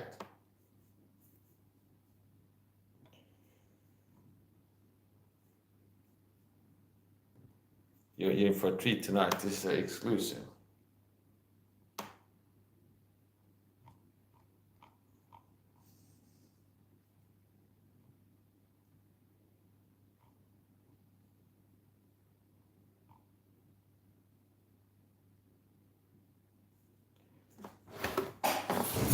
Old grey beard, I have a token. I was bidden to show thee. This is voice acting, the mouth of Sauron. Old grey beard, I have a token. I was bidden to show thee. Okay. Frodo. No. The halfling was dear to thee, I see. Know that he suffered greatly at the hands of his host. Who would have thought one so small could endure so much pain? And he did. Gandalf, he did. See, this is pretty spooky. That's voice acting coupled with a little bit of other acting. So I actually pulled up the dialogue. I've done this before, like voice acting, but I actually Googled Mouth of Sauron dialogue, and I found the thing here. Okay, so do a little bit more of that.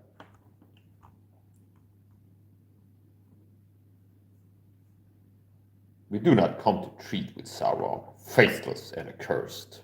Tell your master this. The armies of Mordor must disband.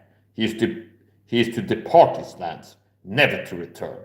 That's not that good. Old Greybeard, I have a token. I was bidden to show thee. He holds up Frodo's mithril shirt. What's up with this? Like a creepy head tilt. The mouth of Sauron holds the mithril shirt to Gandalf, who catches it. Pippin, Frodo! Silence. Merry, no! Okay. No! Okay. Gandalf, silence! Okay. Mouth of Sauron. The halfling was dear to thee, I see. Now that he suffered greatly at the hands of his host. Who would have thought one so small could endure so much pain? And he did, Gandalf. He did. As the mouse laughs wickedly. No, as the mouse laughs wickedly.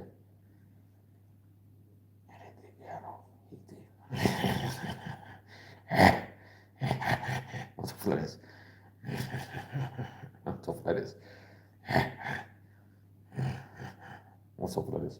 What's the evil laughter? That will do for now. Mouth of sorrow. Okay, here. As the mouth of sorrow laughs wickedly, Aragorn rides cash around to his side. Mouth of sorrow. In who is this? Isildur's heir. It takes more to make a king than a broken elver's blade. With a quick hard slice, Aragorn cuts the mouth of Sauron's head with his sword. Gimli. I guess that concludes the negotiations. That's what it is. I guess that concludes the negotiations. I guess that concludes the negotiation. Okay, whatever. This is a midget. I do not believe it beneath my dignity to try a midget voice. I do not believe it. I do not believe it. I will not. Okay? I do not believe it. I will not. What's up, that is? I refuse to believe it. I refuse to believe it. Okay? I do not believe it. Okay? I do not believe it. I will not. That one I did. No, it's not bad. Somebody else has to do that. There we go. The Black King again creaks his overview an army of marching dwarves. Barad-dûr looms in the background. Its eye nothing at Aragorn. Aragorn. Pull back. Conversation with a woman back on the plane. Sam rolls his eyes away. Sam, it's gone, Mr. Frodo. The lights passed on. Away towards the north. Something's drawn its gaze. The hobbit stands up and continued away to Mount Doom. Okay. So.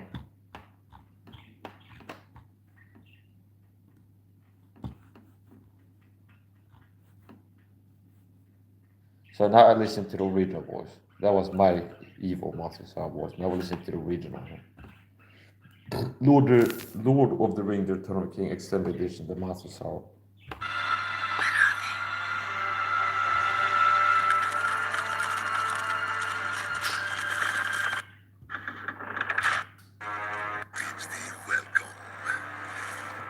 I think my voice could have been done better. I'm not joking. I do listen to it. I think it's like my voice, like the original voice actor doing this. I don't feel like it's miles apart in quality. Okay.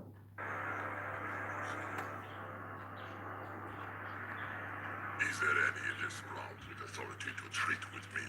Is there anyone here with authority to treat with me? Okay. Is there anyone here with authority to treat with me? Stuff like this. It works. That will work. Maybe for the dubbing in there, stuff like this. Okay. Now doing that voice is like I can feel like it's maybe my voice. I might be hoarse tomorrow if I do too much. Sauron, faithless and accursed. Tell your master this. The armies of Mordor must disband. He is to depart. The armies of Mordor must disband. These lands never to return. Never to return. Oh, Greybeard. Oh. Okay, now we're doing it like this. Must disband. Never to.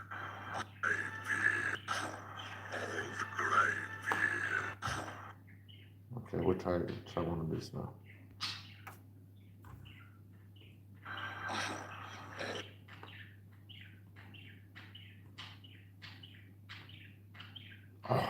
Oh, the gray beard.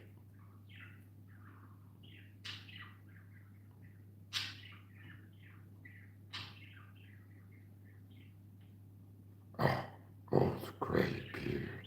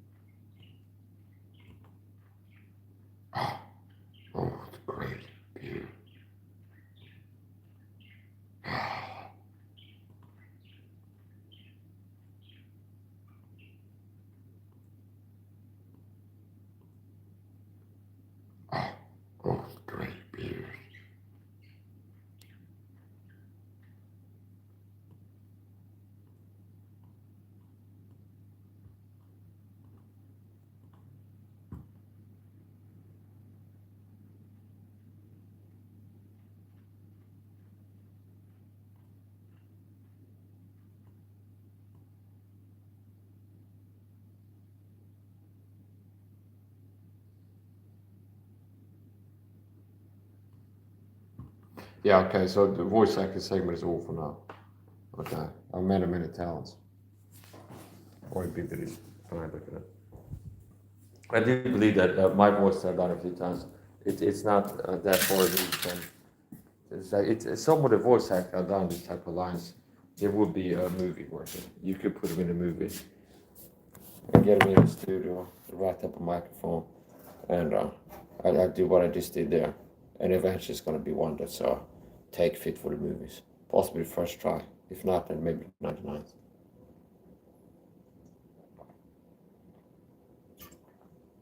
Yeah, anyways, just report. Josh Brolin. Okay. I looked at on his Instagram, and he had like a short, no, a story on his Instagram, where he was jumping into a cold plunge, liquid death. So he had like a barrel, looked like a barrel, and it's a oversized liquid death can. So it'd be like a promo. Do you understand? Like if you have a Coca-Cola can sized, like upscaled times 100 or something like this. It'd be like one of these like cold plunge, I guess, like a barrel. There's like an oversized. Do you understand? Like if you would, this is a supplement bottle. If you make this like 10x larger as marketing, you have this be big enough to be like a tub, and you get into it and show like label in the front. He was doing like a cold plunge, and it says like liquid death on it, and he goes into it, and I guess there's ice cubes in there, so he's doing like a cold plunge, like heat shock, proteins, whatever it's called. That's the point. And I thought about there'd be a. I might end up if it was a post, not just a story, to like post on it. It's like this is what will happen to all of you, liquid death or something like this. So, as a matter of fact, if Josh Brolin is not a Christian, he will be cast into the lake of fire. See, he'll go skinny dipping in the lake of fire for eternity if he doesn't become a Christian. If he's not a Christian, the character that he played in No Country for Old Men movie, as far as I'm concerned, in my decon of the movie, Llewellyn is a Christian. That's part of my No Country for Old Men movie decon. So the character that he played in the movie, to get into film theory now, Llewellyn is a Christian. Okay, that's part of my No Country for Old Men movie decode. So I've dealt with the No Country for Old Men movie decode. There's different layers, and like one layer is like the practical tea in China prices, where it's like people are being poisoned. Here's the truth. Okay, the reason America is not a country for all men, decode the movie. This has hidden plain view truth about how the deep state psychopathic serial killer power leads are operating. They use silent weapons to silently kill people. Sugar is a silent killer. Sugar is a silent killer, okay? He uses silent weapons.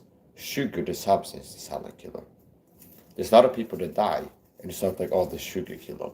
But they were eating a high sugar diet, got fat, and according to studies, people that are fat, so it's not hard for me to argue this point that sugar kills, okay? Because a high sugar diet makes you fat. It's not a conspiracy theory. You can ask your doctor, if I start eating 200 grams of sugar per day, is that gonna make me fat? It's like, there's no doctor in this world worth the salt they're gonna tell you. There's like eating a lot of sweets and treats and candy and cookies and ice cream. It's like, no, that can't make you fat. I understand, they're not gonna say that. So as a matter of fact, any like serious dieting program, if it's Weight Watchers, points, or whatever, any like serious that works diet protocol that people get on to lose weight, is gonna get you to eat less sugar. Okay, so if a diet is not making you eat less sugar, as part of what they're doing to make you lose weight, it's not a good diet. Meaning any serious diet is gonna weight loss program should include looking at your sugar consumption and reducing it. So sugar makes people fat. A high sugar diet makes people fat. And if you look at most fat people, if you know a fat friend, do they not like are seen with a donut or drinking soda? Meaning it's like chicken and egg. Sugar makes you fat, and if you know somebody who's fat, you're more likely to have noticed that, like in high school or at work, that they're more likely to be seen with high sugary foods. Do you understand? It's like maybe other people bring for lunch, it's like rice and meat, and this person's like having 3 Snickers bars and a Coca-Cola and French fries or this type of stuff. So it's like fat people are seen to be eating junk food and high sugar diet a lot of times, and they started out before they were fat, doing the same thing most likely. So that's the point. If somebody's fat, all cost whatever, you're more likely to die if you're fat this year than if you're not. Okay, so people that are fat right now are more likely to die this year than people are not fat. So if you're fat, it's more likely that you die, meaning obesity is conducive to death. So what's my point here? Being fat is not conducive to good longevity.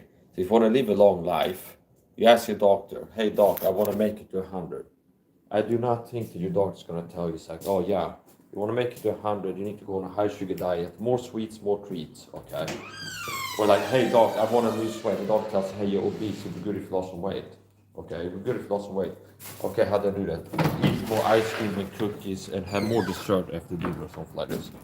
So basically, eating a high sugar diet leads to obesity, okay? And people that are obese are more likely to die from this or that health problem. So obesity leads to other health problems. You're more likely to die of a heart attack if you're obese than if you're not obese.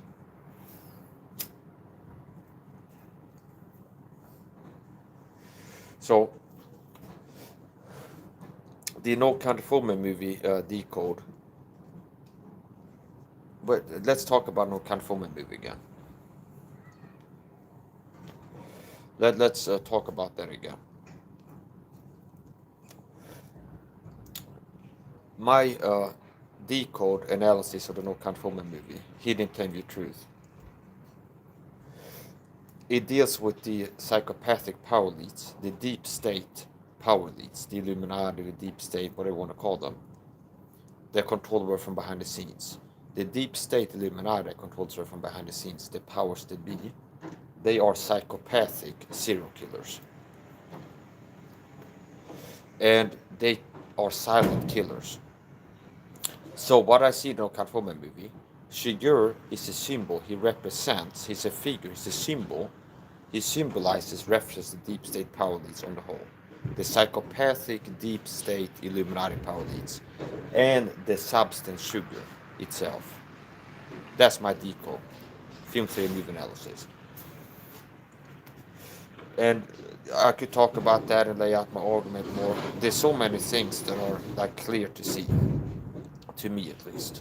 The daily guy. That a lot of people are not. That's why I gotta make the videos to let you know what I can see in the movies. See? It's like the daily guy goes to the supermarket and it's like something, but he like sees consume or something like this. Do you understand? So like you see No Country for movie, I see No Country. It's like Shigo represents the Illuminati, their silent killer, and also he represents the substance sugar. That's the hidden message beneath the surface level. See? So here's the point.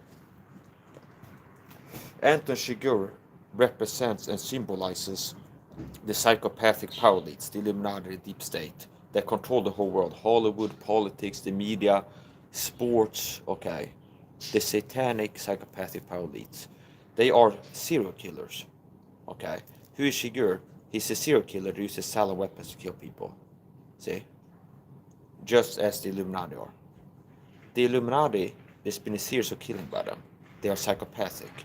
They planned 9/11 in advance. They brought down the towers. 3,000 people plus died that day in New York. After that, like now, let's use this crisis that we planned. Next step is to use this crisis to start a war. So let's get America warring with Iraq and go to Afghanistan. And there's been thousands and thousands and thousands and thousands of Americans dying from that. So it's been a series of killings. So do you understand? The deep state policy is like, let's make a terror attack happen in America. The Twin Towers coming down and this and that. And then let's use that crisis, after we pull that off and kill all these people on that day, let's use this crisis to trick the people into going to war. And there'll be more people dying in the war. What's that? There's going to be a series of killing by these people. And you have to be psychopathic to be behaving like this. Okay? You have to be psychopathic to be planning like that. You had to be psychopathic to be planning the murder of like 3,000 people. And then we use this to lie and get even more people killed. And fathers will lose. It's like... a lot of the children will lose their father that day, and a lot of women will be widowed, and people will be maimed for life, and some will die of cancer because they inhaled the dust or something like this. And be like sit and plot this out, and you're not going nuts from your conscience, like tasting you or something like this. Do you understand? So you look at the behavior, psychopathic behavior, planning 9/11 in advance, carrying it out, using the media to control the masses' reaction, problem reaction solution. So 9/11 is problem reaction solution. The deep state created a problem 9/11. They controlled the reaction of the public to the crisis, the problem they started, and then provide the solution. So the deep state, like we have some goals here. We're gonna create a problem, 9/11 terror attacks. They did it. Then we control the public's reaction to it. Problem, reaction. We create the problem, guide the reaction. The media that we control, politicians. Here's the guys who did it. Look at this guy in a cave. Okay, this is the guys who did it. We need to go to war over here. The politicians and the news media were working to control the reaction. Here's the solution: go to war in Iraq. Okay.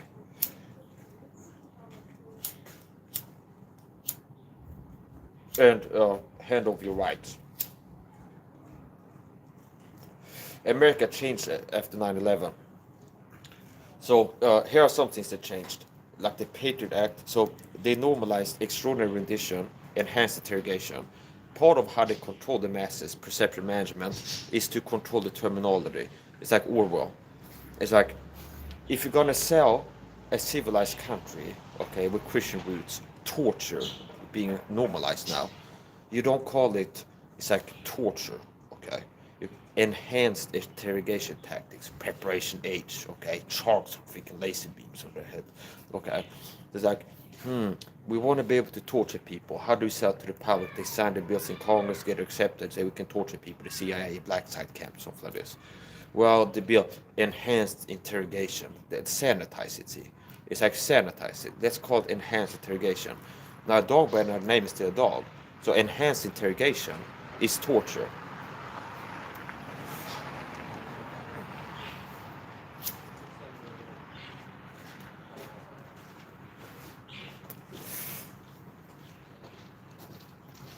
Pretty cool. I want to have it. I want to grab your soul. Ooh, you know, it's me, Cassie. Do-do-do-do-do-do-do-do-do. You had a temper like my jealousy, too cold, too greedy. How could you leave me when I needed to possess you? I hated you, I loved you too. Bad dreams in the night. They told me you were going to lose the fight. Leave behind. No. Okay. Make a deal with God. Get him to change our places. I'll be running up that hill, running up that road. Okay. Make a deal with God. Get him to change our places. I'll be running up that hill, running up that road. Okay, I don't know all the lyrics, so yes, I had to make it up as I go along or repeat the ones that I sing that long. So that's the point.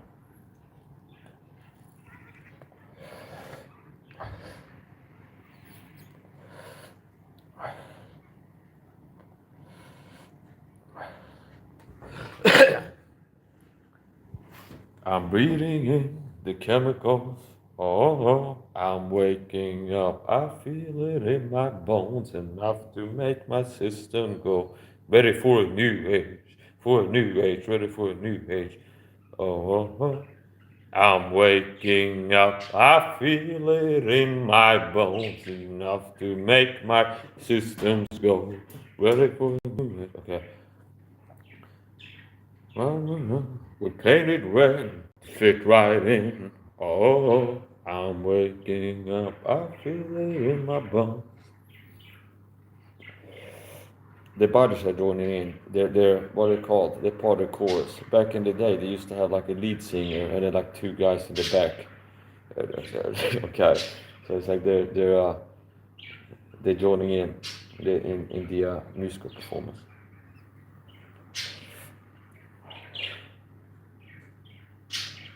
They're body birds. You can get the bush. You take the man out of the city, not the city out the man. You get the man. You can take the budget. You can take the. You get the bush out of the budget, not the budget. Okay. You can get the budget out the bush, but you can't get the bush out the budget. Okay. Yeah. You can take the budget out of the bush, but you can't take the bush out of the budget. Boogie woogie. So you take the budgie out the bush, not the bush out the budgie. Okay. Notice how I'm able to stand here and all the smoke due to the airflow is being pulled out and none of it is going in. So I'm content. I'm very pleased with this. It's like I have it like set up just the right way, the airflow. Like this window open, that one closed, this one open that much. And everything leads to the air being pulled out and not sucked in.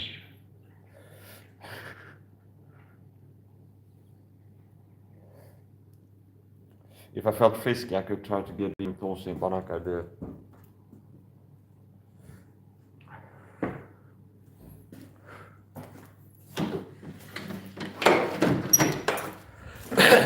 There is a house in New Orleans they call the rising sun, and it's been a ruin for many poor souls. And God, I know I'm one. I'm thinking about the good vibrations. She's giving me the excitations. Good, good, good, good vibrations. Close my eyes. She's somehow closer now. And I love the way the sunlight touch her hair. Ooh, do do do do do do do. Not Penny's boat. What is? There's a poem. You can forget all your troubles, forget all your cares, and go downtown. Everything's waiting for you. Downtown, downtown. Maybe you know some little place you can go where there are movie shows. Downtown. Okay, just listen to the music. Petula Clark, downtown. Downtown. Downtown, okay. Maybe you know some little place you can go where there are movie shows.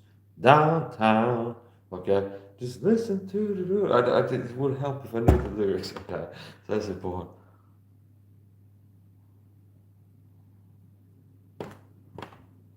Oh, Barbara, please take my hand. Everybody's going bump around, bump, bump, bump, bump around. Okay. Oh, bump around. Take my hand. Bump around, bump, bump, bump, bump around. Okay. Boogie. You can get the bush out of the body, you can't get the body out of the bush. Okay. Come on now. Merkel. You can take the bush, you can take the air about the cave, but you can't take the cave out of air. Merkel. You can, I'm here to tell you today, ladies and gentlemen, American people, that you can take the Arab out the cave, but you can never take the cave out of the Arab. America, we go to war. Okay? We go to war, everybody. Somebody's like, why? Because America. But why do you need to go to America? America reasons, America reasons.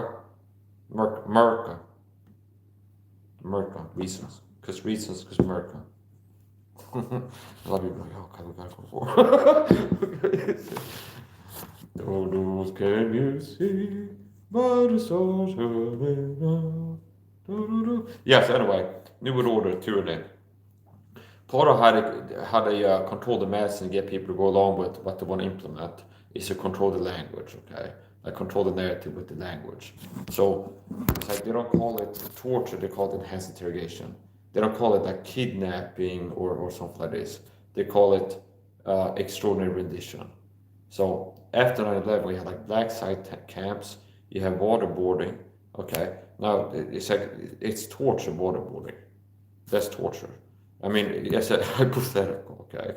If I would have Gregory's head in here, and I take him to the bathroom, I fill out the bathtub, and I get his neck and push it under the bathtub water, and he's under there, he can't breathe. And then I bring him up, it's like, where are the weapons of mass destruction? And they go, I don't know. Then I push him back again, and I keep him under there. Okay? It's like, you'd be like, oh, it's not torture, it's enhanced interrogation. Yeah, it's pretty enhanced in a torturous way.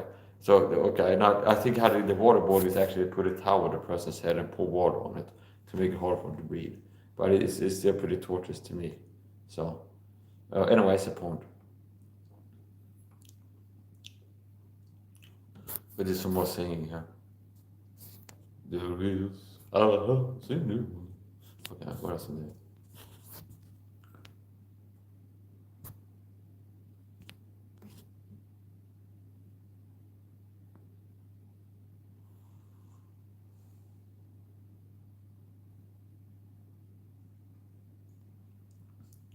Most of all, you've got to hide it from the kids. Now here's to you, Mrs. Robinson. Heaven holds a place for those who pray. Hey, hey, hey. God bless you, please, Mrs. Robinson. The old Joe has left and gone away. Hey, hey, hey. Hey, hey, hey. Okay. Most of all, you've got to hide it from the kids. Just a secret, just a Robinson of the world. Hide it in your pantry with your cupcakes, okay?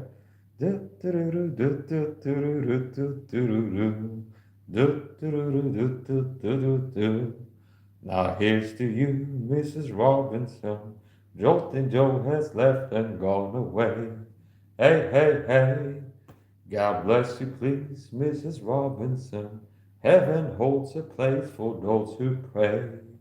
Hey, hey, hey. Hey, hey, hey. Okay. And the people bowed and prayed to the neon gods they made. People talking without speaking. People writing songs that voices never shared. No one dared disturb the sound of silence. Then in the naked light I saw 10,000 people, maybe more, beneath the halo of a street lamp. I turned my coat onto the cold and damp, and the vision that was planted in my brain still remains beneath the sound of silence. Then in the naked light I saw 10,000 people, maybe more. People talking without speaking. People writing songs that voices never shared. No one dared disturb the sound of silence. Okay. Generals gather in the masses, just like witches at black masses. All aboard. Okay. Okay. You've been thunderstruck. Where, you're thunderstruck. Where, thunderstruck. Where. Oh, it's the head singing, man. All you got to say. Yeah, that's the point. Yeah. Okay. The show must go on. Show must go on. The show must go on. It never ends. The show can never end. It must go on and on and on again. It must go on and on and on again. It never ends.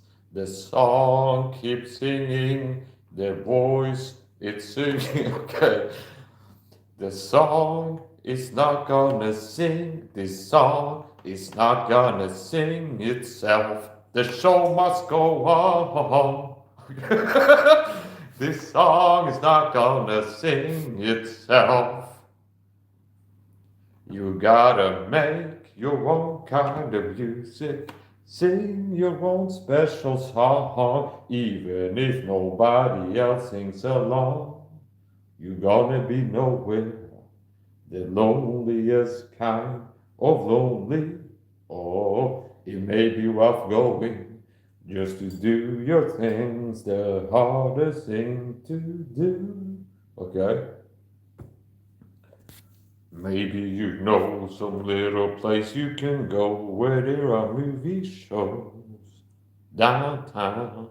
Okay, yeah. Street lights, people. Just a small town girl living in a lonely world. She took a midnight train going anywhere. Just a city boy, born and raised in South Detroit.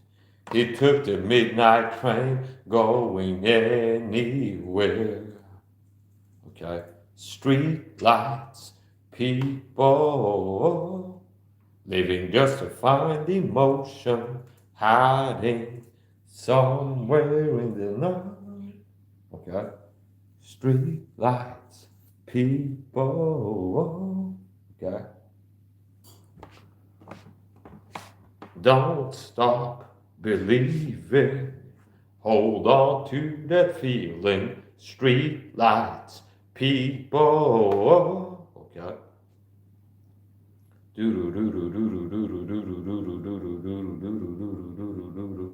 Just a city boy, born and raised in South Detroit.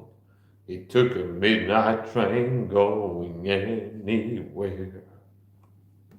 Just a small town girl living in a lonely world. She took a midnight train going anywhere.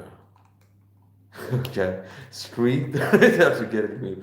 Street light. Okay, people. Okay, yeah. I start to lose my voice. The voice act of the Mouth of Sorrow really is like it depleted the voice acting batteries, which also is the same battery that the singing uses. It's like I get it to the limit. So it's like we gotta push on here. Oh, the journey never ends. It goes on and on and on and on. Street lights, people. Okay. Oh, yeah. Okay. There is a house in New Orleans they call the rising sun. And it's been a room for many poor souls. And God, I know I'm one. I'm thinking about the good vibrations. She's giving me the excitations. Good, good, good, good vibrations. Close my eyes. She's somehow closer now. And I love the way the sunlight touches her hair. Ooh. Do. It goes all the way up to the sky. Once you start building it there, now it goes on. Do. Just when I thought it was done rising, it goes a little high. Oh. Yeah, I got you. See? Catch a slipper. Don't sleep on me on the sound. If you're sleeping on me, your husband getting saw me. I only get my hands on my flyers to the man you admire. I got it passing out. Like what you do when you hands on my flyers. What goes around comes around like the blades on a chainsaw. Get the chainsaw. So what is? Here's the point. See, I'm just Marshall Mathers. I'm just a regular guy. I don't know why all the fuss about me. Nobody ever gave a fuck before. All they did was doubt me. Now everybody wanted to run and try to take shots at me. See, I'm just Marshall Mathers. I'm just a regular guy. I don't know why all the fuss about me, fuss about me. Nobody ever gave a fuck before. All they did was doubt me, did was doubt me. Everybody wanna run their mouth and trying to take shots at me, take shots at me. Okay. Ever since M let Elton John insert his lyrics into his chorus. Ever since Eminem, ever since Eminem let Elton John insert his vocals into his chorus. Yeah, yeah, yeah. That's a fancy way of calling a guy gay. But what if he pictures a female's butt? Would it be gay? Okay. But what if he pictures a female's butt? Okay. This type of questions the Eminem is keeping me up at night at a certain time in his life. I'm not saying he's gay or anything. Like I had Elton John do a collab with him, and they shared the same green room. Okay. Next door to Didi's green room, it was also playing the same concert. They had a whole bag, baby old bathtub ready. I feel like it. I feel like that could have been going on. But it's like, he didn't just say what I think he did he? The Dr. Dre said, nothing you did. Dr. Dre said he's locked in my basement. Okay. Then Dr. Dre said, nothing you did. Dr. Dre's dead. He's locked in my basement. Okay. Nothing you did. Dr. Dre's dead. He's locked in my basement. I saw a girl on a night show do like, she was doing, and it's something fascinating, but it captured me, where it's like, there's something to it, there's a quality to it, where it's like, she's not singing or trying to rap or something, she's just like, she's just, nothing, you did, Dr. Dre said, it's locked my basement. It's a return of the, oh wait, oh no, you didn't. He didn't just say what I think he did he? Then Dr. Dre said, nothing, you did, Dr. Dre said, it's locked in my basement. I said, I'm better than you. I said, yeah. So if I ever release the diss track or against Eminem, they'd be looking for in the grocery store. Understand? They'd be looking for the grocery store in the milk carton now. They'd be like turning over milk cartons looking for Eminem. That's the only way they can find him. Understand? He'd be blowing up before with the motion alerts or something. He'd be hiding. I'll be hiding in my basement. Understand? So anyway. Eminem once said he sings in every song as okay. I taught him everything he knows. So I just gotta let you know. Anything he knows, I taught it to him. just to take away. Anything Eminem knows, I taught it to him. I taught it, here's the thing, and I taught it by mind. It's the other thing. Anything you see him doing that he can do, that he knows, you know, you taught it to him. That was the point. Tell me, how long will I live eternal life forever? I'm making rich and famous. You just have to sell Snoop cereal to keep the masses from the high sugar diet. Tell me, how long will I live eternal life and forever? Murder! Okay? Murder was the case. Murder! Okay? Snoop Dogg was like on an airplane with a knife because Suge Knight and Tupac was on there. And he knew the G was up on the set. So he's like, the Illuminati comes in with a briefcase and be like, you signed it, you sold over to us, or we gotta throw you, have this guy come and throw you in the lap of Suge Knight over there. And he'd be doing things to you that even Diddy wouldn't dream of. That's how they sold it to him. And Snoop Dogg is like, where's the dotted line? And it goes, my soul to Sarah. And it's done deal. And ever since he's been selling Snoop cereal stuff. You know, the proper use of Snoop cereal is to use it as a toilet cleaner, understand? So the fibers, I feel like if you have like a lot of stains on the inside of the toilet and you pour a whole bowl of Snoop cereals in there, and then you get the, whatever the drink is that they're promoting, that's for records, you pour it in there for the fizziness and it might start bubbling in there, reacting. So you use, I feel like this might be a hack where the proper use of Snoop cereal, whatever the soft drink that's for records inside now. And also the big lighter where they call out Master Stewart with the chocolate fluid. Okay, so you get Snoop cereal. Secret toilet cleaner hack. If you have Snoop cereal at home, here's what to do with it if you want to clean the toilet. You pour down to the toilet. You get whatever the drink is they've been marketing. Joe Rogan, that's where they have some drink. If it's a fish drink, pour in that too. Hopefully we'll start effervescing it up.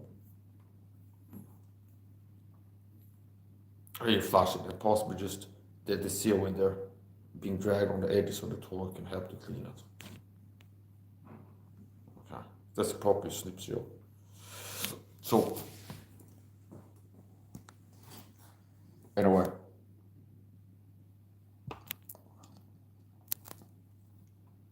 that's what he's saying for these kids who don't have a thing except read them in a fucking rap magazine. They post pin-up pictures on the walls all day long. I like some favorite rappers and all the songs. Sing for the years, sing for the Lord, and sing for the day.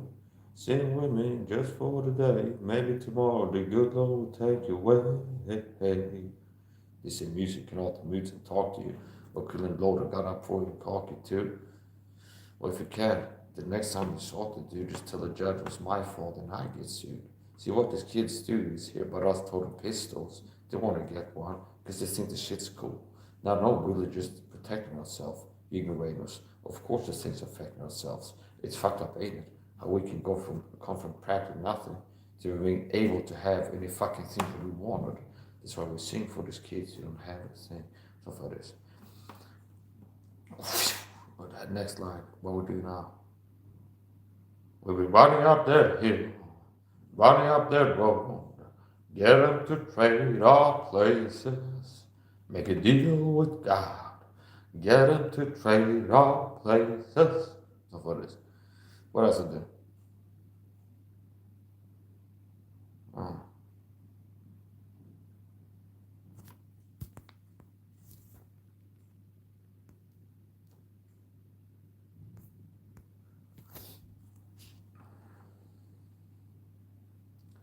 Ooh, you know it's me, Kathy. You had a temper like my jealousy, too cold, too greedy. How could you leave me when I needed to possess you? I hated you, I loved you too. Bad dreams in the night. They told me be by I was gonna lose the fight. Leave behind. Oh, I have cage fighting birds. They told me B1 was going to lose the fight. Leave behind. Me. It's me, Kathy.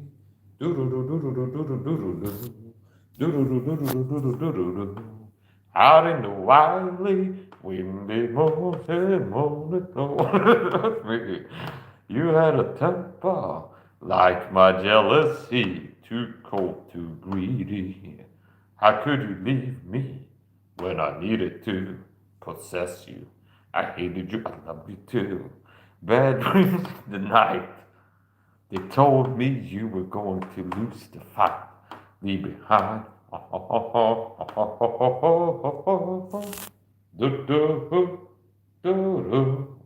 I win again. Next. Okay, what else are we doing? Vida nocere edinsen fier. Edinsen fier. Okay. O sole mio. Okay.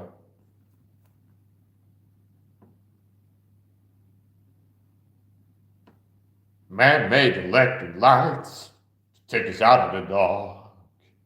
Man-made planes. Okay. Man-made trains. Take us over the road. Okay. This is a man's world. This is a man's world. But it wouldn't be nothing without a woman or girl. My Bible says Noah made the ark. Man made electric lights to take us out of the dark. Man made the trains to take us over the roads. Okay. My Bible says Noah built the ark. This is a man's world. But it wouldn't be nothing without a woman or girl. Okay, yeah. This is a man's world. But it wouldn't be nothing without a woman or girl. Do do do do do do do. Da da da. Da da da. Do do do do do do do. Oh oh. Do do do. Do do do. Oh oh oh. Oh. Yeah. Then a hero comes along with the strength to carry on, and you finally see the truth that a hero lies in you. Okay. There's an answer if you search inside your soul, and the sorrow that you hold will melt away. There's an answer. Okay. When you feel like hope is gone, look inside you and be strong, and you finally see the truth that a hero lies in you.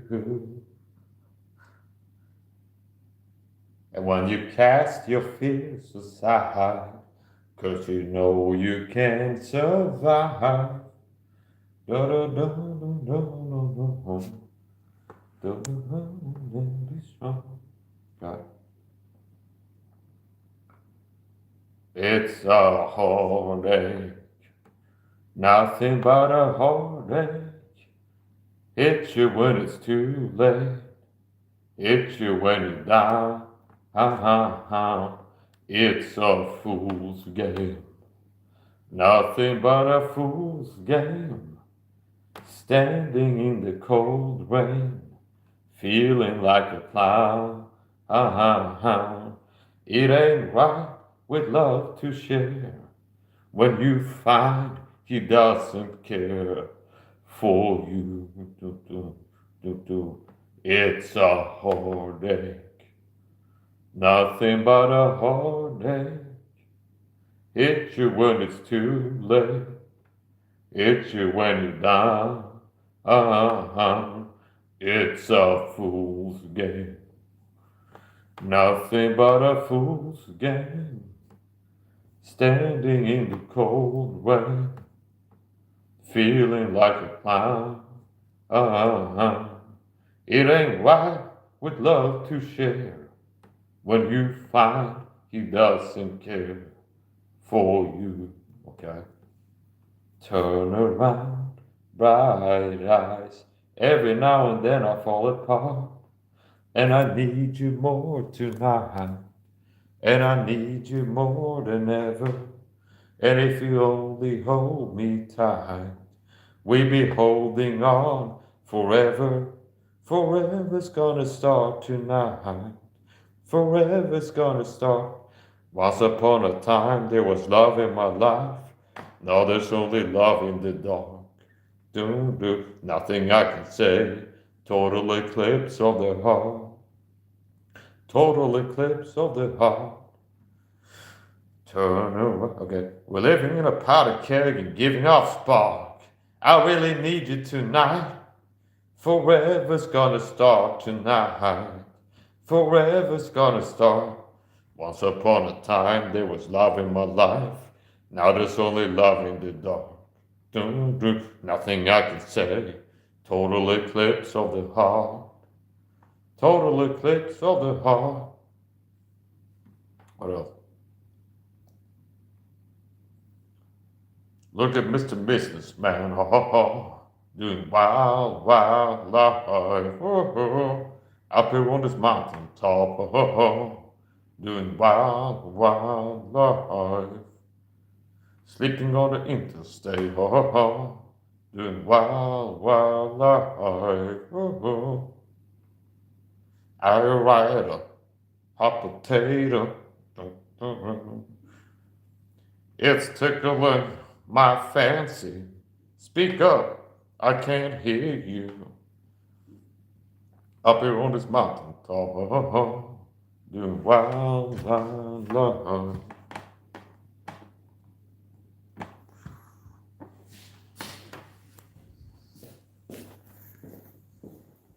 (1446) I'm killing time and living life. While I'm living life, I'm killing time and living life. Living life without fear. Introduced by the pool, considered a fool because I dropped out of high school. Hang a picture on my wall. I hit the limelight because I rhymed tight, blow up like the World Trade. Born sinner, the opposite of a winner. I remember when I used to eat sardines for dinner. Arse, cars, bagage, Coca-Cola looking real cute. Reminiscing on my swinger days. Sporty finger waves. She had Kadushi boots, I had Kadushi suits. Arse, cars, bagage, Coca-Cola looking real cute.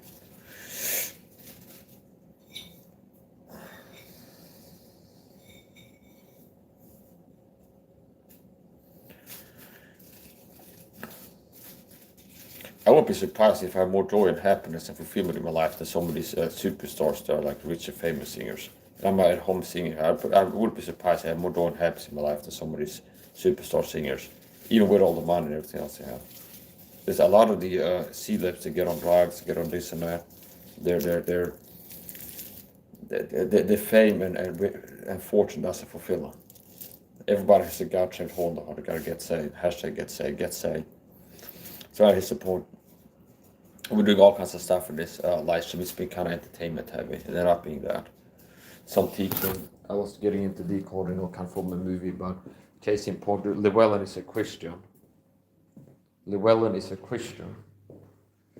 This is a hidden subplot in the movie.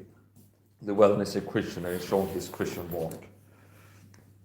And Sigurd symbolizes the satanic power leads and the substance sugar, which are the silent killers.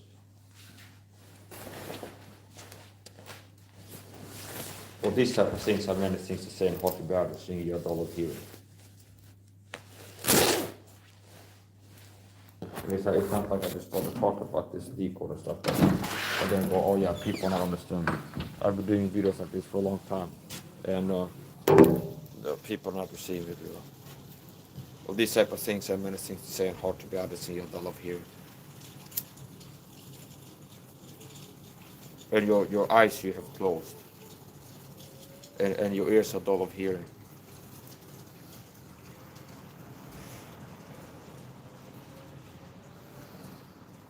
And the greater part of you is as a man walking the dark, needing a man to lead him by the hand lest he falleth into a ditch. Exactly.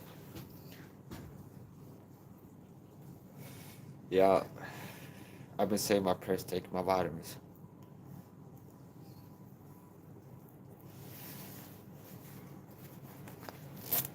This is the type of jacket you can go to the you can scale Mount Everest with it. This type of winter jacket that you could climb Mount Everest with it. It's good enough the jacket where you could go on an Arctic expedition with it.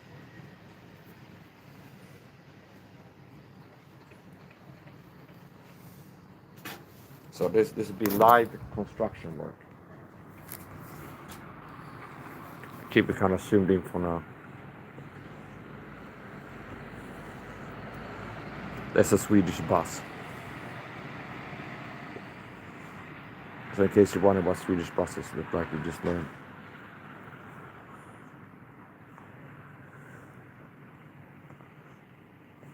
As a visual pun joke, they could suspend a bottle at the end of that machine there. They could hang like a champagne bottle. It would be genie in the bottle.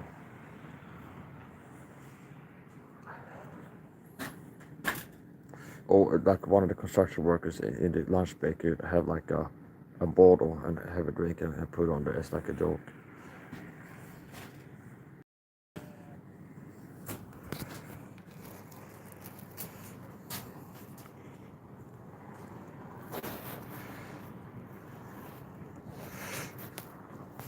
This is a good bird watching spot. If you go out here in the morning, a lot of times in the morning, pre-lunchtime, before 12 in the morning, these birds come in here for a sip and a dip. So when these little pools of water, puddles, they are melted, they come in here to take a morning bath, a sip and a dip. So they're going there to take a bath and drink a little bit of water, and then sometimes they go around pecking here. whatever they're eating, if it's seeds of the grass or if it's the grass itself, or they're digging for worms or some kind of insects.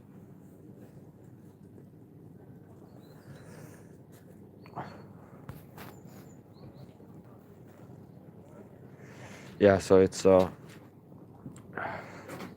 busiest bees over here. I'm the bee's niece. They're very nice. They're very nice to love. I don't know if you heard about that before now, but there's a concept called being the bee's niece, and I'm it. You understand? It's like I'm the little niece of the bees. You understand? I'm the bee's niece. Okay.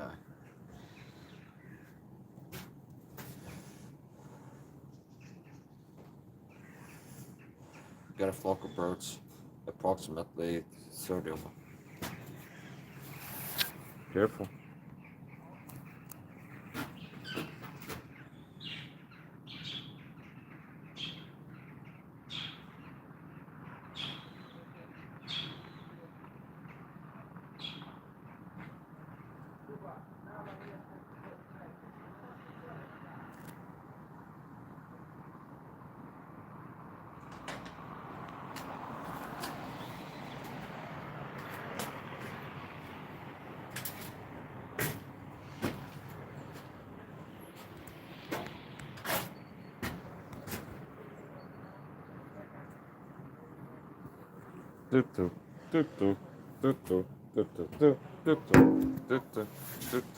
Fall so hard, motherfuckers wanna find me. First, motherfucker gotta find me. You know what the song is called, right? Do you know what the song is called? I can't say it. I'm not supposed to say it out, but it's like it's a song. Kanye West or something else. They're in Paris.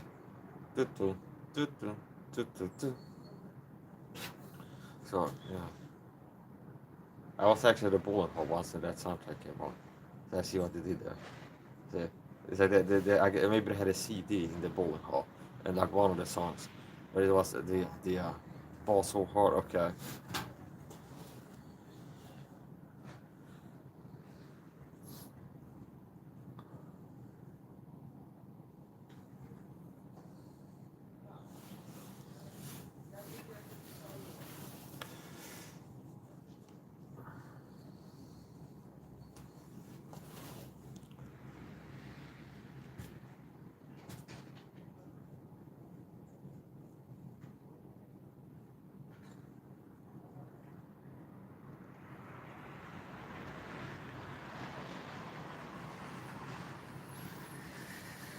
Yeah, so the live stream became more buttoned up towards the end here. It was a little bit more, uh,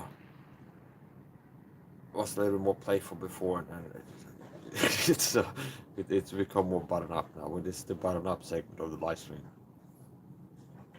Towards the end of this live stream, it's we're going into it's more buttoned up now. Time to get serious. Fun and games over.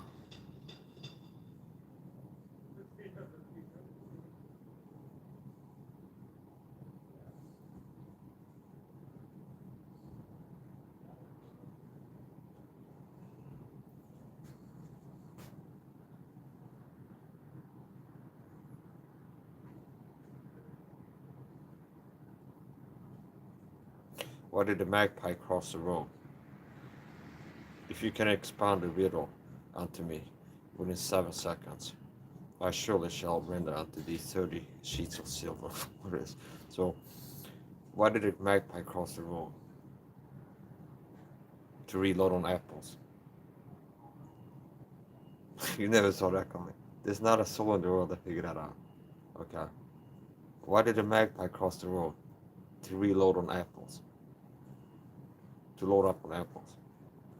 You ran out of apples, you needed more apples, so you need to reload on apples. A magpie. It's an apple pie, it's a magazine. It's a mag has bullets in it. Reload, magazine, apple pie, see. So a lot of you didn't get that riddle, okay? And it's certainly not within 7 seconds, so. It's a high stakes game. I had to render 30 sheets of silver. If someone would have cracked the riddle and wrote the answer in the chat there within 7 seconds. They didn't. So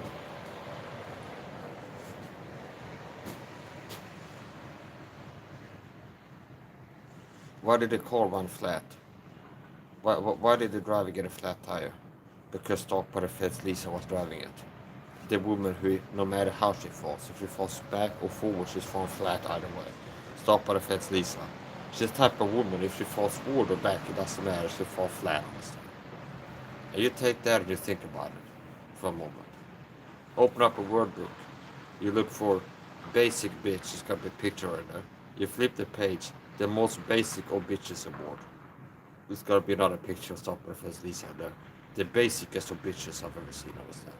The most basic of them all. And she's the type of girl, she goes on a triple board and she falls forward, she'd be falling flat on her face. Fall flat top to bottom, like from head to toe she'd be falling flat. She falls backward too, she'd be falling flat backwards. There's nothing there to cushion that fall. Okay? She should not, what I'd like to see is Ola Wicks, Black Angel Asia versus Stalked by the Feds Lisa in a Muay Thai match. Okay, I'd like to see that one. I'd like to see that one. There's a woman on Instagram and YouTube who's training Muay Thai, and she's got tattoos all over, and she's got humps and lumps and all kinds of stuff going on, and tattoos. So she's got skin. She's filling it out. She really fill out her skin suit. Okay, it's full. She's full. Okay, she's got all kinds of lumps and humps and stuff. She's got tattoos, and she's training Muay Thai. She's got thick legs. She's got all kinds of thickness, and she's training. And I'd like to see her versus Stalked by the Feds Lisa in a Muay Thai match or UFC match. That'd be something. Now, Stalked by the Feds Lisa, she needs to get some padding. Needs to get some padding on. Muscle padding, fat padding. She needs to get something.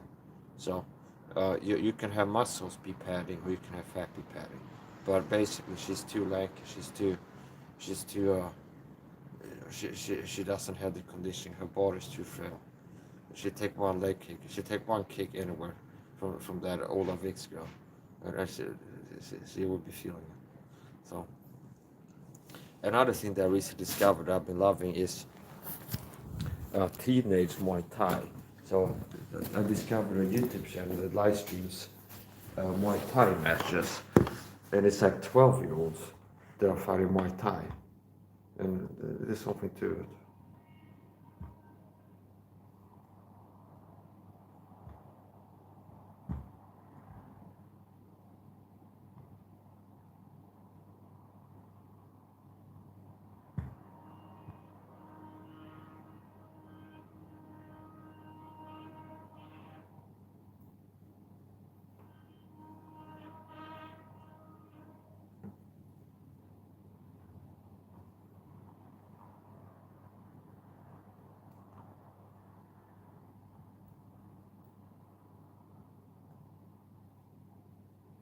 Let's see if I can find it.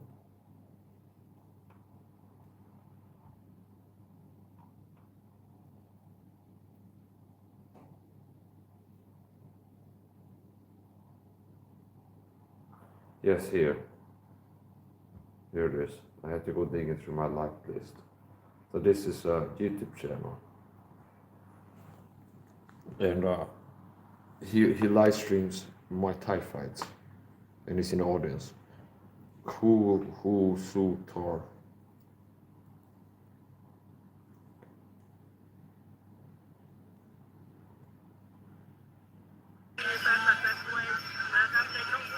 I watched this yesterday.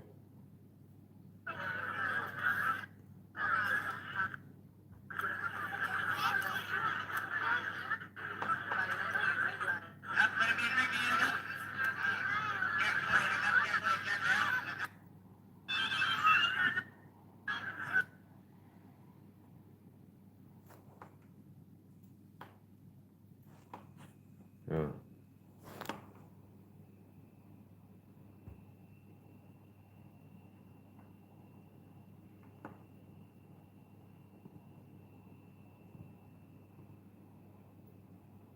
And they look like they're, I don't know if I had to guess somewhere between 8 and 12.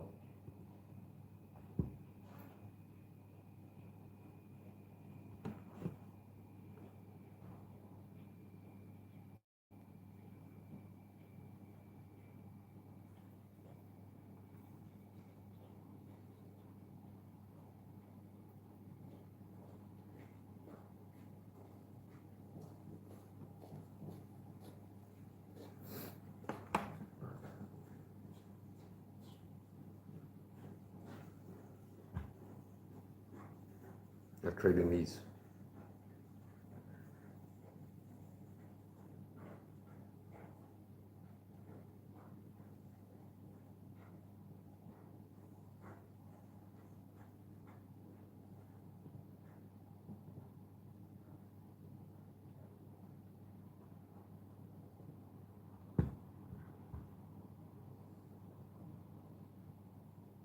That was a good fight.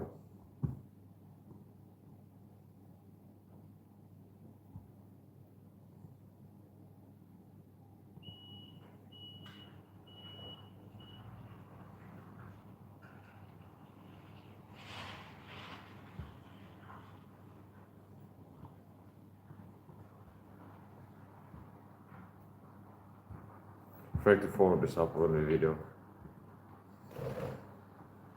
Companies like Bay's Body Works, Frankie's Naturals sells higher quality products with less preservatives and chemicals for 1/3 of the price. 1/3 of the price. I'm not exaggerating. FrankiesNaturals.com. He's trying to get to put on the lotion and do as you're told by his marketing. He's trying to get you to put on your lotion and do as you're told. And then he gets the whole cigar. We have so many different products, guys. Be sure to check out the website. That was the mint toothpaste. This is our beef tallow He's got beef moisturizing. butter, okay. So I looked at mått of iron, the ingredients, nothing better there, but the price. Okay. Like Americans have been conditioned to accept like ridiculous prices.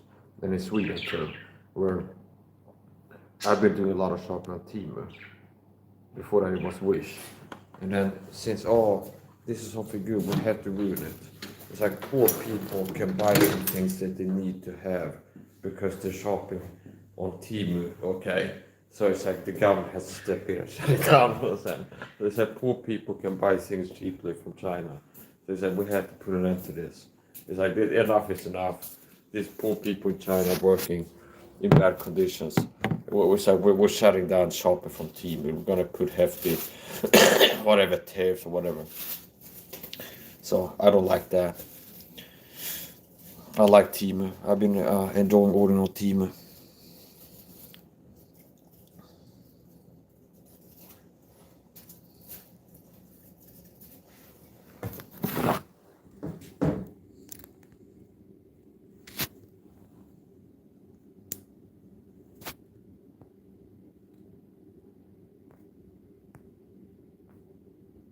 A little better one. I'm gonna have to plug in the charger.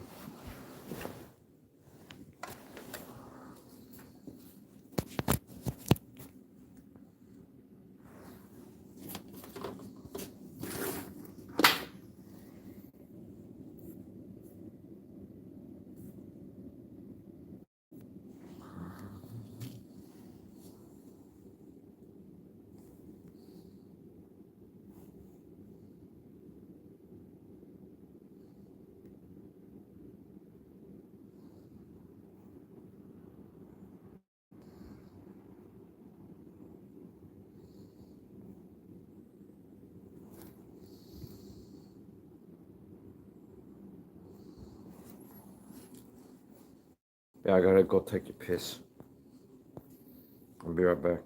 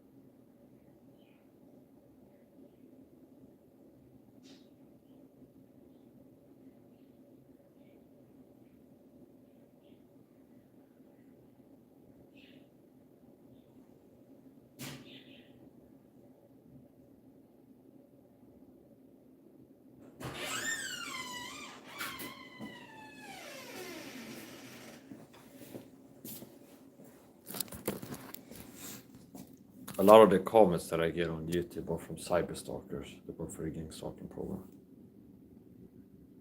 People are so messed up and weird now. People are toxic, narcissistic. And a lot of the comments that I get on my YouTube channel from cyber stalkers, gang stalkers working for the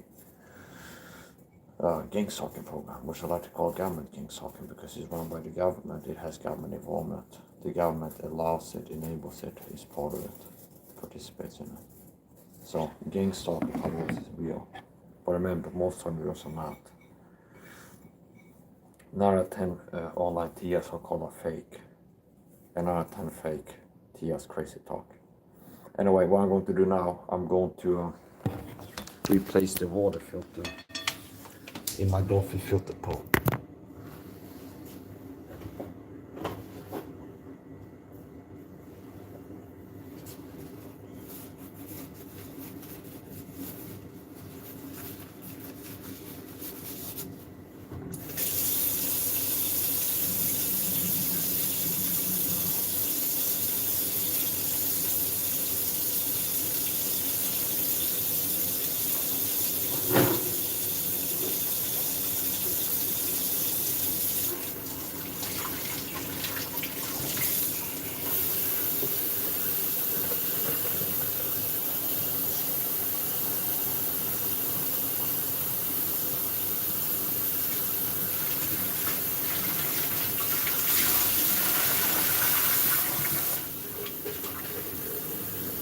This was in the washing machine.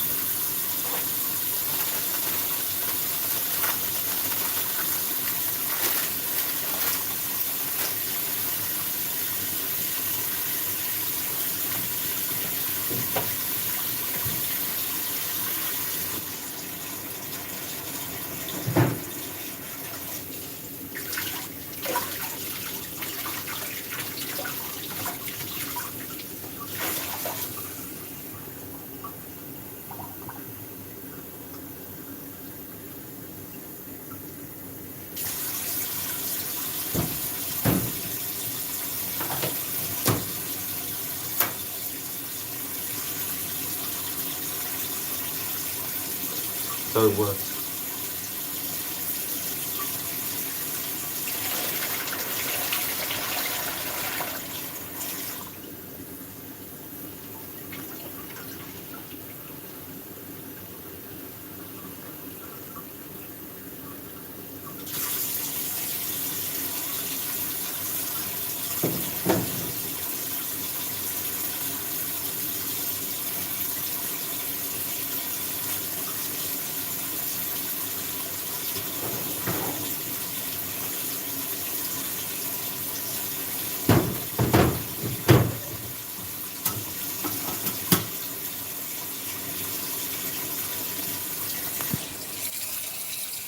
A lot of people are in comments in my chat, they're cyber stalkers. They work for the gang stalking program.